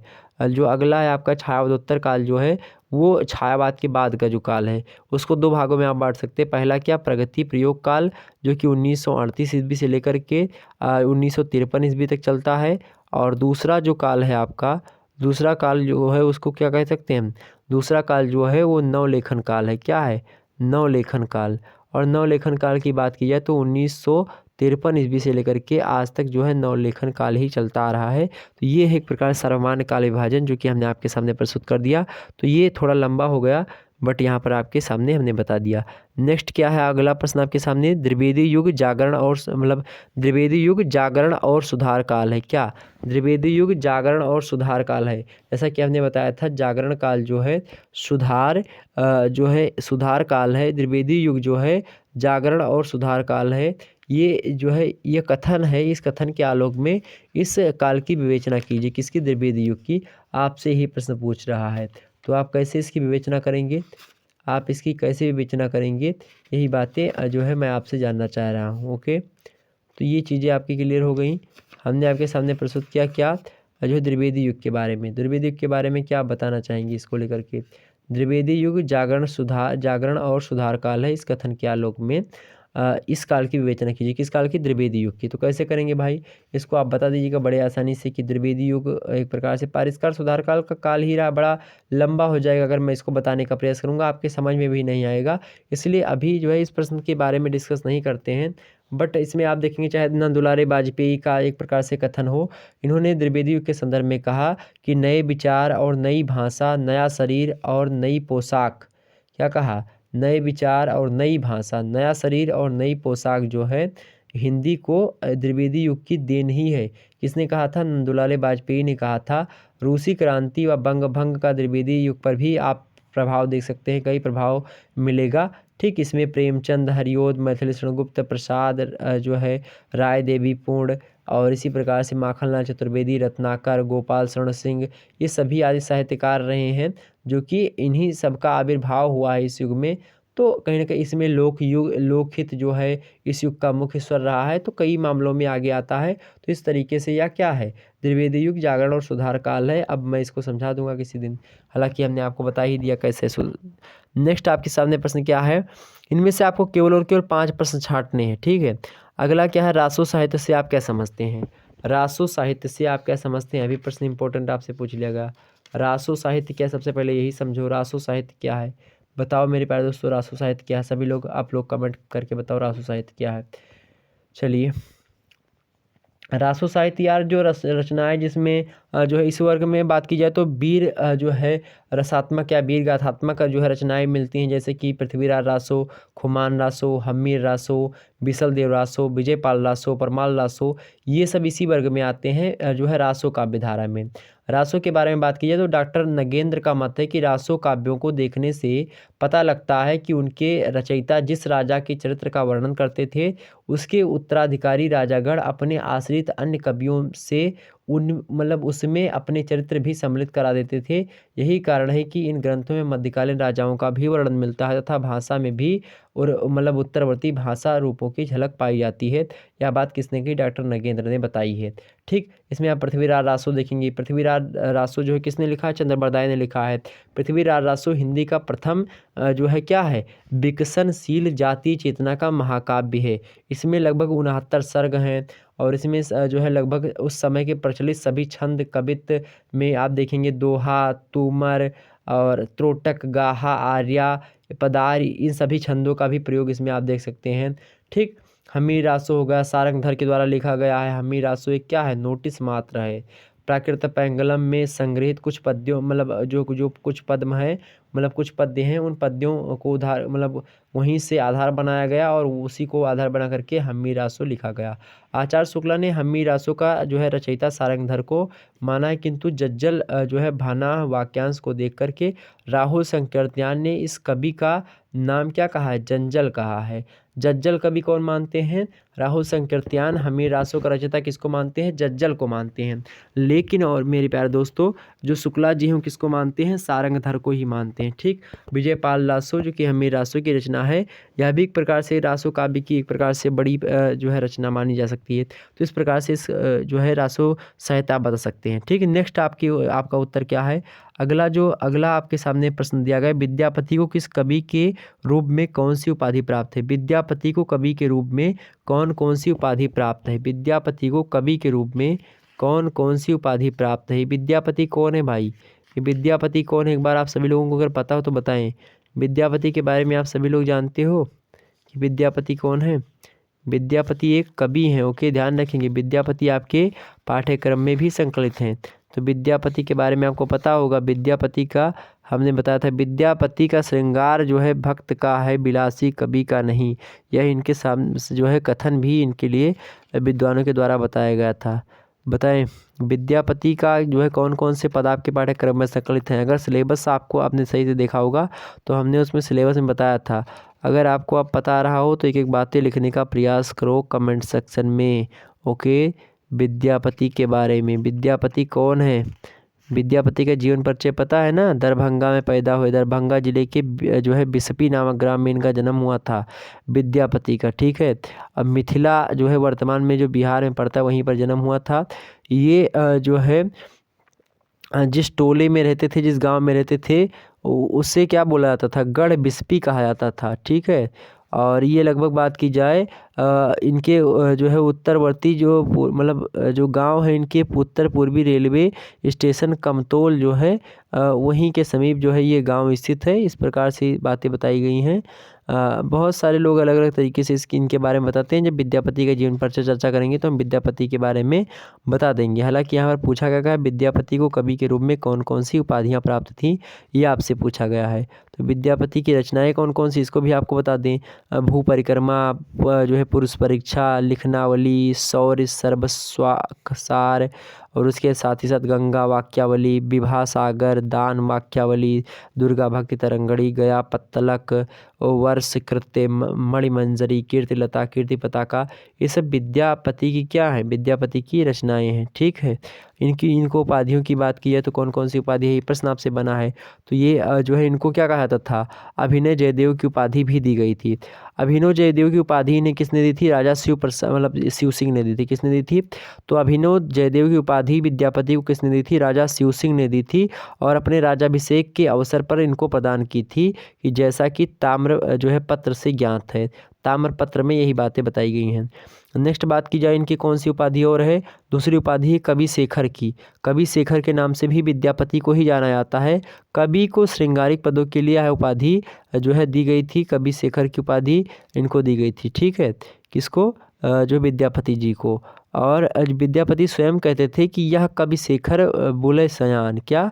यह कवि शेखर बुले शयन। तो कवि शेखर की उपाधि इनको क्या गई थी, श्रृंगारी पदों के लिए उपाधि प्राप्त की गई। और इनको कवि रंजन के नाम से भी जाना जाता है, कवि रंजन की उपाधि भी ये शामिल है इनके। इस उपाधि का प्रयोग जो है कवि ने अपने रागात्मक पदों में किया है। इसमें इन्होंने अपने रागात्मक पदों में किया, मतलब जब ये रागात्मक जो है पद लिख रहे थे उसी में इन्होंने अपने आप को कवि विरंजन, मतलब कवि रंजन कहा है। क्या कहा, कवि विरंजन कहा है, कवि रंजन कहा है। और इन्होंने अपनी रचनाओं में क्या कहा, मतलब कि अपने पद में क्या कहा कि कह कवि रंजन सुनवर नारी, क्या कह कवि रंजन सुनवर नारी। और अगली उपाधि इनकी कौन सी है, कवि कंठहार। कवि कंठहार भी विद्यापति को ही कहा जाता है। ठीक, यह बात भी ध्यान रखेंगे, भनई विद्यापति कवि कंठहार। तो इस प्रकार से इनको जाना जाता है। इन उपाधियों के अतिरिक्त इनकी अगर बात की जाए तो अन्य उपाधियां भी हैं, जैसे कि 10 अवधान, राज पंडित, महापंडित, ये सब भी उपाधियां विद्यापति को प्राप्त थीं। ठीक, और लगभग ये तमाम सारी जो है ये जो है इनको क्या प्राप्त थी, उपाधियां प्राप्त थीं। तो आप लिख सकते हैं बड़े आसानी से इसको। अब नेक्स्ट हम बात कर लेते हैं अगले प्रश्न की ओर। अगला प्रश्न आपके सामने प्रस्तुत है मेरे प्यारे दोस्तों। अगला प्रश्न जो कि आपके सामने प्रस्तुत है इसको आप सभी लोग देखिएगा। इसके अंतर्गत क्या क्या बातें बताई गई हैं। सबसे पहले आप देखेंगे यहाँ पर व्याख्या खंड को लेकर क्या गया, व्याख्या खंड आपका। व्याख्या खंड क्या है इसको देखिए थोड़ा सा फटाफट से। व्याख्या खंड देखिए, सबसे पहले लिखा है कि निम्नलिखित पंक्तियों की व्याख्या ससंदर्भ प्रस्तुत कीजिए। तो ससंदर्भ व्याख्या, आपको संदर्भ क्या होता है आपका, संदर्भ इसका कैसे लिखेंगे, जिसे यहाँ पर दोहा क्या दिया गया है, आद्यसी जो आद्यखी देखिबा देखी देसी बिचारीबा, आद्यसी देसीबा देसी बिचारीबा, और आदि सिर रखिबा चिया। ठीक है, पाताल की गंगा ब्रह्मांड चढ़ाईबा, तहाँ विमल जल पिया। ये जो है गोरखनाथ है, जो है आपको पता होगा गोरखनाथ के बारे में, आपके पाठ्यक्रम में आपकी संकलित हैं।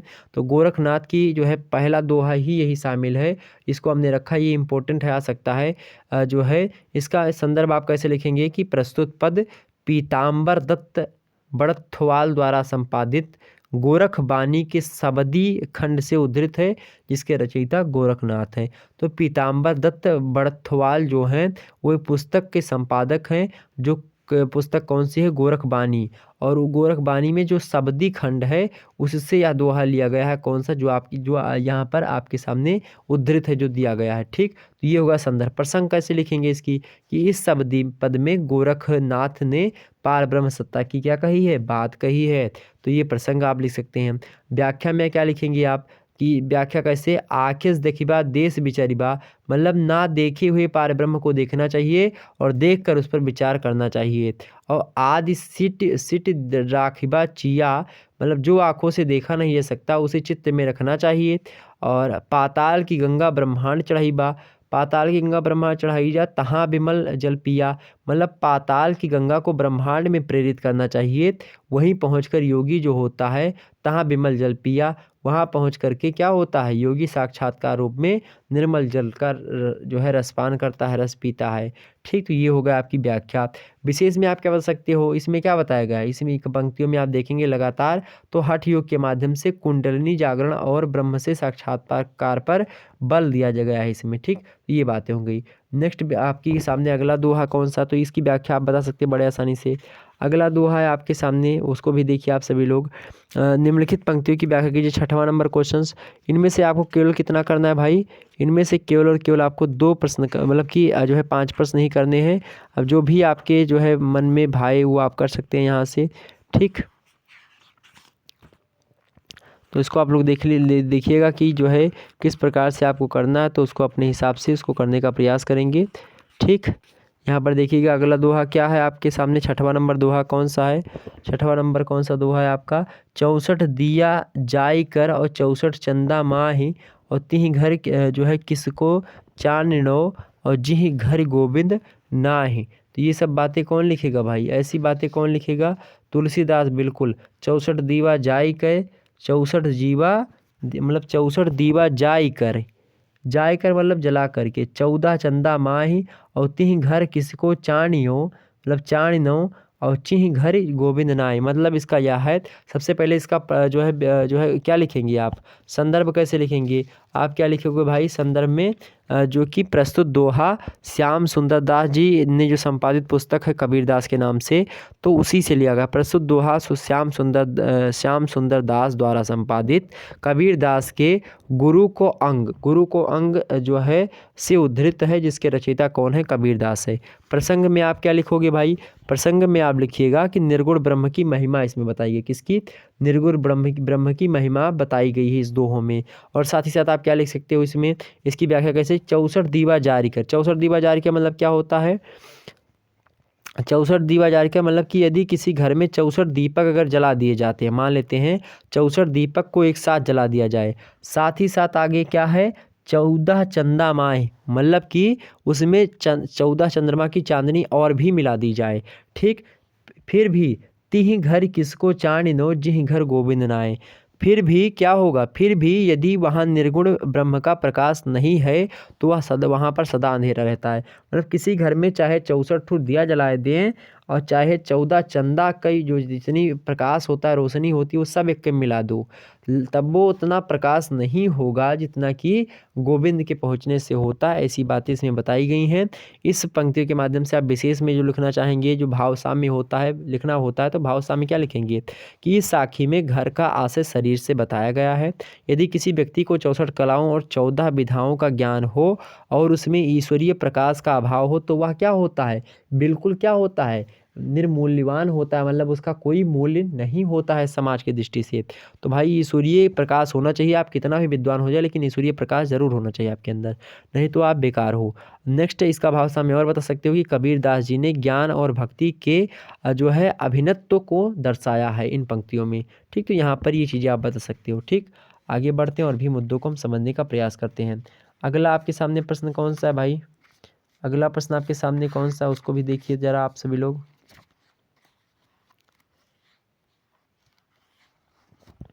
उसको भी देखने का प्रयास करें। तो अगला प्रश्न हम यहाँ पर देखते हैं, ये प्रश्न तो आपका हो ही गया। 7वां नंबर प्रश्न है कि निम्नलिखित पंक्तियों की ससंदर्भ व्याख्या कीजिए। अगला क्या है, ये जो है ये किसका है, हमने इसको क्या बताया, कबीरदास के द्वारा लिखित है, ठीक है। ये क्या है, चरण धरत चिंता करत नींद न भावत शोर और सुवर्ण को शोधत फिरत कभी व्यभिचारी चोर। ये पंक्तियाँ केशवदास जी की हैं, आचार्य केशवदास की हैं। और केशवदास की अगर बात की जाए, आपसे पूछे कि इसका संदर्भ कैसे लिखेंगे, संदर्भ इसका यही होगा कि प्रस्तुत दोहा जो है किससे, लाला भगवान दीन ने संपादित किया है कवि प्रिया प्रकाश नाम की पुस्तक। तो प्रस्तुत दोहा लाला भगवान दीन द्वारा संपादित कवि प्रिया प्रकाश के जो तृतीय प्रभाव है उससे उद्धृत है, जिसके रचयिता कौन है, केशवदास जी हैं। ओके, कौन है भाई, केशवदास जी हैं। आप इसमें प्रसंग में लिख सकते हो कि कवि केशव के इस पद में 3 अर्थ प्रकट होते हैं। व्याख्या में आप लिखिएगा, व्याख्या पहला अर्थ इसका यह होता है, चरण धरत चिंता करत, मतलब एक तो चिंता करत नींद न भावत शोर और सुवर्ण को शोधत फिरत कवि व्यभिचारी चोर। इसमें कवि व्यभिचारी और चोर इन तीनों का अलग अलग अर्थ यहाँ पर इन दोहे के संदर्भ में यहाँ पर आप देख सकते हैं श्लेष अलंकार मुख्य रूप से दिखाई पड़ता है। एक तो कवि के लिए दोहा देखिए, सबसे पहले कवि के लिए, एक तो जो कवि दूसरे से शब्द चुरा करके कविता करते हैं वह ऐसे कवि की खोज में जो है, मतलब ऐसे कवि की खोज में दिन रात लगा रहता है जो अच्छे शब्दों का प्रयोग करके कविता करता हो। अब मान लेते हैं कि जो है हमेशा वो जो है चाहे जहाँ पर रहता हो, चरण धरत चिंता करत, हमेशा वो चिंता में रहता है, उसको नींद नहीं आती, नींद न भावत शोर, उसको नींद नहीं भाती है, सुवर्ण को खोजते फिर, सुवर्ण मतलब क्या होता है, सुंदर वर्ण को खोजते हुए। सुवर्ण शब्द यहाँ पर देखेंगे इसके 3 अर्थ हैं। सुवर्ण का एक अर्थ होता है कवि के संबंध में कि सुवर्ण वर्ण एक अक्षर होता है, तो सुवर्ण।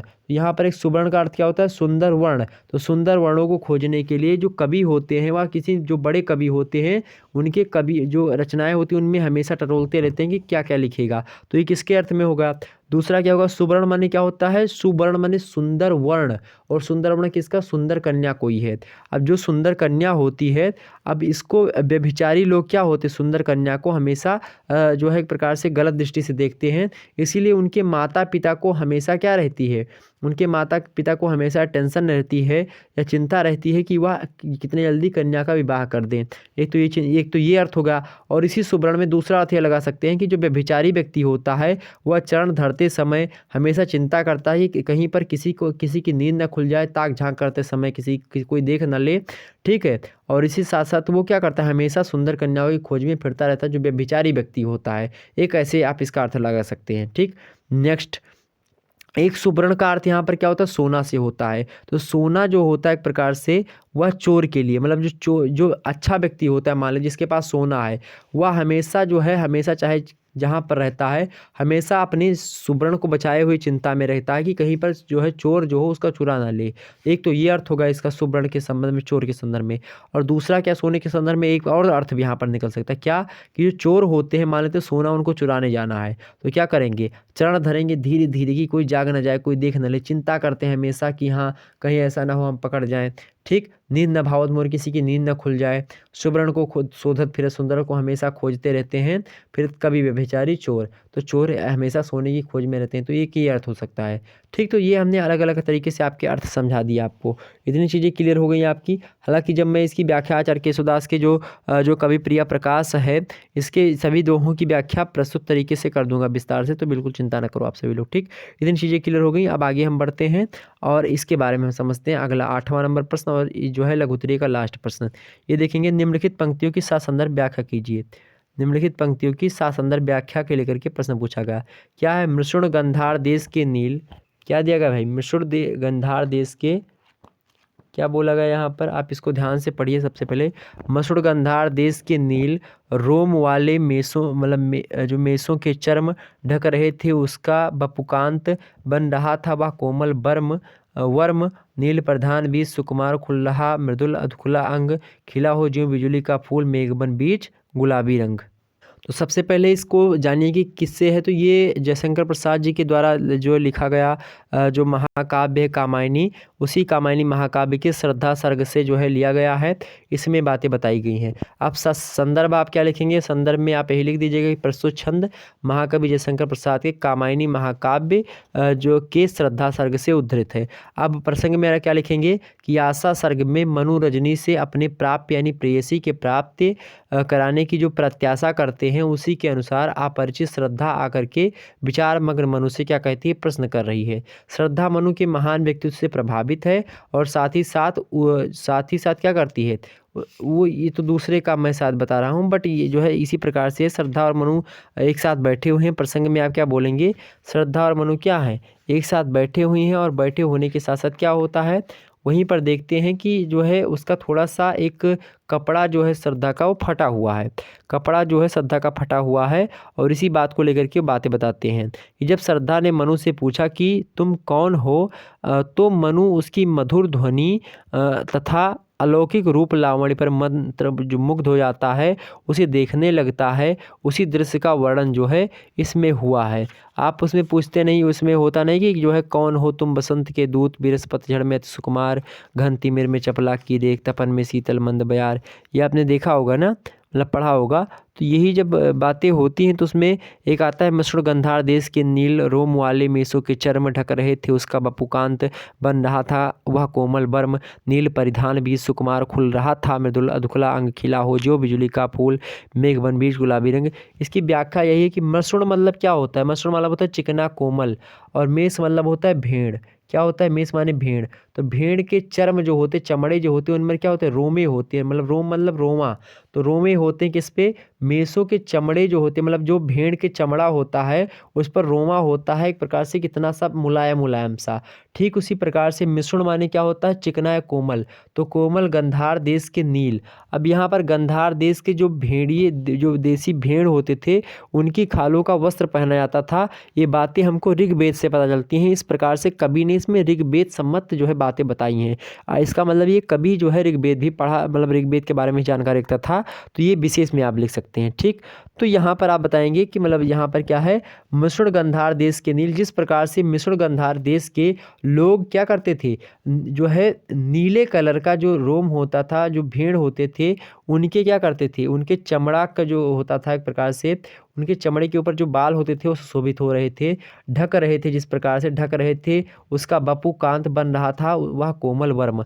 जिस प्रकार से उसका जो बपुकांत है, बपुकांत मतलब एक प्रकार से क्या होता है, बपुकांत मतलब होता है सुंदर शरीर, कांत माने होता जो है एक प्रकार शरीर, बपु माने सुंदर बोल सकते हैं। तो सुंदर शरीर जो था, जिस प्रकार से सुंदर शरीर ढक रहे थे, कौन ढक रही थी, कौन, जो श्रद्धा है या फिर जो मेसो के चर्म से जो मसुड़ गंधार देश के जो नील है या मसुड़ गंधार देश के जो व्यक्ति हैं, वह जिस प्रकार से अपने आप को ढकते थे या अपने आप के जो है एक प्रकार से उनके जो वस्त्र पहना जाता था पहले जो है, तो उस वस्त्रों से जिस प्रकार से ढके रहते थे सुंदर शरीर जो है, उस समय जब वेदों की मैं बात कर रहा हूँ, मसुड़ गंधार के देशों के जो लोग होते थे वह जब जो है मेसो के चर्म वाले मतलब भेड़ के चर्म के चमड़े से के जो रोमे होते हैं वो ऊपर उसके सुशोभित हो रहे थे, उससे उनका सुंदर सा शरीर ढक रहा था, उसी बन रहा था वह कोमल वर्म।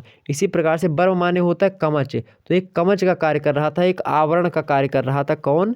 वो जो है रोमा, कौन सा, जो कि किसका था, जो किसके चमड़े का था, तो भेड़ों के चमड़े का। तो जिस प्रकार से वो सुशोभित हो रहा है, ठीक इसी प्रकार से नील परिधान बीच सुकुमाल, नील परिधान मतलब श्रद्धा जो है नील वर्ण का रोमेदार सुकोमल वस्त्र धारण की हुई थी, उसी नील वस्त्र के बीच जो है उसका जो है एक प्रकार से खूब अच्छा सा एक सुकोमल एक जो है खुला सा अंग जो है उसका थोड़ा सा फटा था, और अधखुला अंग जो था वह प्रत्यंग हो रहा था, वही दिखाई पड़ रहा था, वही शोभायमान होता था, खुल रहा था मृदुल अधखुला अंग। मृदुल माने होता खूब अच्छा सा, ठीक है, कोमल, ठीक, मृदुल अधखुला अंग खिला हो ज्यों बिजली का फूल। जिस प्रकार से बिजली का फूल होता है, आकाश मार्ग में बिजली चमकती है, नीले जो है आसमानों के बीच में, नीले आसमान के बीच में जो है जब कभी आप देखेंगे जो है काले बादलों के बीच से बिजली चमकती है गुलाबी कलर की, जिस प्रकार से वह गुलाबी कलर की बिजली चमक रही है नीले जो है आकाश के बीच से, ठीक उसी प्रकार से जो श्रद्धा है उसके जो है उसका कलर जो है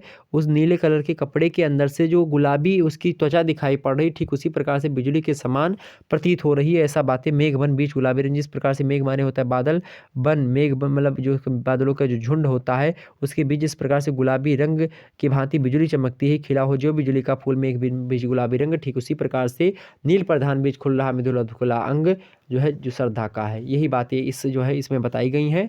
इसको हमने आपको विस्तार से समझा दिया, तो बिल्कुल चिंता करने की आवश्यकता नहीं है। और यहाँ पर भाव साम्य आप बता सकते हैं कि अलंकारिक वर्णनात्मक छायावादी शैली का प्रयोग हुआ है। गौर वर्ण पर नीले रंग की छटा निराली होती है। कवि ने श्रद्धा के गौरव वर्ण पर नीले परिधान की कल्पना करी है। परिधान माने होता है क्या? वस्त्र, जो सौंदर्य विधान की दृष्टि से उच्च कोटि की कल्पना है। नीला रंग जो होता है चिर अस्थायी प्रेम का भी द्योतक होता है। सूरदास जी ने भी राधा को नील बसन फरिया कटि पहिरे, और तथा बिहारी ने भी अपनी नायिका को नीली साड़ी के वस्त्र विन्यास में अत्यधिक रमणीय देखा है।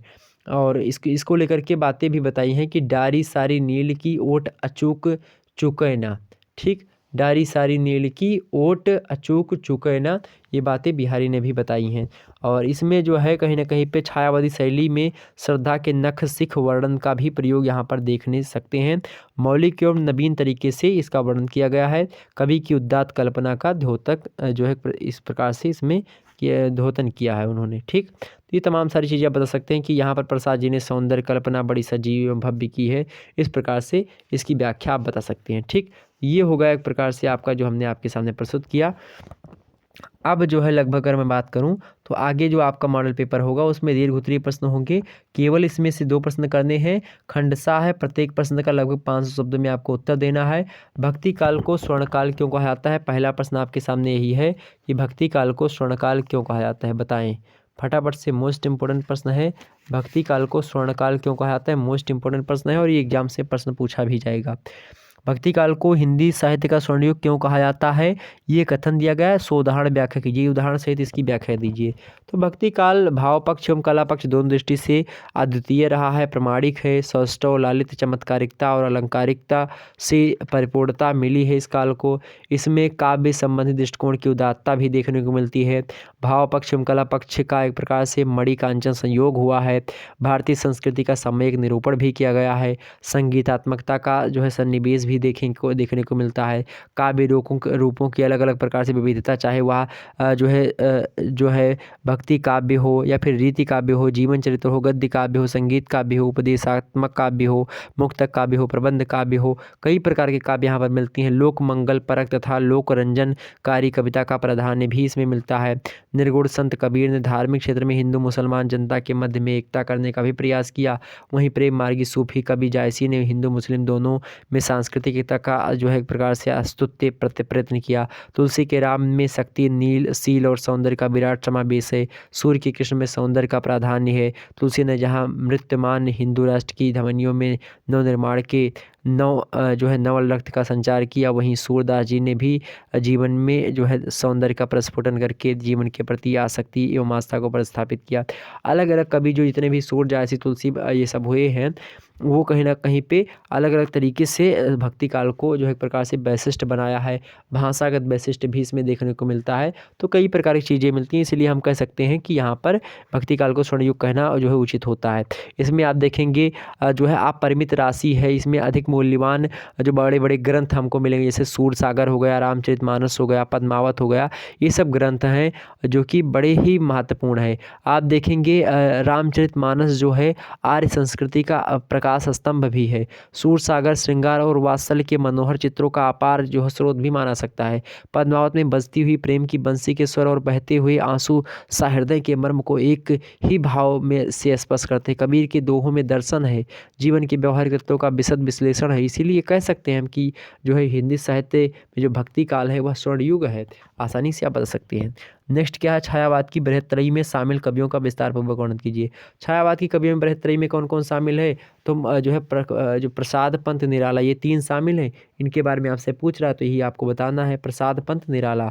और छायावाद की 4 स्तंभ पूछे तो कौन कौन है, प्रसाद पंत निराला और महादेव वर्मा अलग से इंक्लूडेड है। ठीक है, बृहत्त्रयी मतलब होता है बड़े 3 कवि छायावाद की। अगला प्रश्न क्या है, अब इसकी व्याख्या कर देंगे, बड़ा लंबा हो जाएगा वीडियो। अगला है गोस्वामी तुलसीदास जी के मतलब समन्वयवादी दृष्टिकोण पर प्रकाश डालिए। प्रश्न है गोस्वामी तुलसीदास जी के समन्वयवादी दृष्टिकोण पर प्रकाश डालिए। ये भी मोस्ट इंपॉर्टेंट प्रश्न है। तुलसीदास जी की समन्वयवादी कवि थे, इन्होंने समन्वयात्मक रूप से देखेंगे तुलसी के राम, आप देखेंगे सबरी जो कि एक प्रकार से उसके स्पर्श से कोई चीज़ खाना नहीं चाहिए, मतलब एक प्रकार नीच जाति की थी, लेकिन भगवान ने उनको नहीं देखा, उनका जूठा खाया। तो इससे जाहिर होता है कि तुलसी जी जो हैं वो जाति पात में एक प्रकार से कोई जो है भेद नहीं रखते थे। वह जाति पात एक प्रकार से को टाले हुए थे, मतलब जाति पात जैसी उनके अंदर कोई व्यवस्था नहीं थी। नेक्स्ट क्या है, केशव कठिन काव्य के प्रेत हैं। आचार्य शुक्ल जी की इस युक्ति से आप कहाँ तक सहमत है, सप्रमाण उत्तर दीजिए। तो इसको भी लेकर के मैं वीडियो जल्दी आपके सामने देने का प्रयास रहेगा, तो ये भी आप पढ़ लीजिएगा। नेक्स्ट क्या है, सिद्ध कीजिए कि धूमिल व्यंग्य और आक्रोश के कवि हैं। तो बिल्कुल हैं धूमिल व्यंग्य और आक्रोश के कवि। अब इसको सिद्ध करने की बात है, तो ये तमाम सारी चीज़ें हैं जो कि हमने आपके सामने प्रस्तुत किया। इतनी चीज़ें क्लियर हो गई होंगी आपकी, तमाम सारी चीज़ें आज की वीडियो के अंतर्गत हिंदी साहित्य में एक ही वीडियो के अंतर्गत आपने बहुत सारी चीज़ों के बारे में समझा होगा, बहुत सारी चीज़ें जानी होगी। कुछ बातें आपके शायद एक बार में ना समझ में आई होंगी, तो एक बार फिर से वीडियो को देख लीजिएगा, उसके बाद में आपको समझ में आ जाएगी। फिर मिलते हैं हम नेक्स्ट वीडियो में, तब तक के लिए जय हिंद, जय भारत। आप सभी का बहुत बहुत धन्यवाद। Good night, I love you. Good night मेरे प्यारे दोस्तों, सभी लोगों को राम राम, सभी लोगों को जय हिंद, जय भारत। आप सभी लोगों को एक प्रकार से बहुत बहुत धन्यवाद। मिलते हैं हम नेक्स्ट वीडियो में, तब तक के लिए जय हिंद, जय भारत।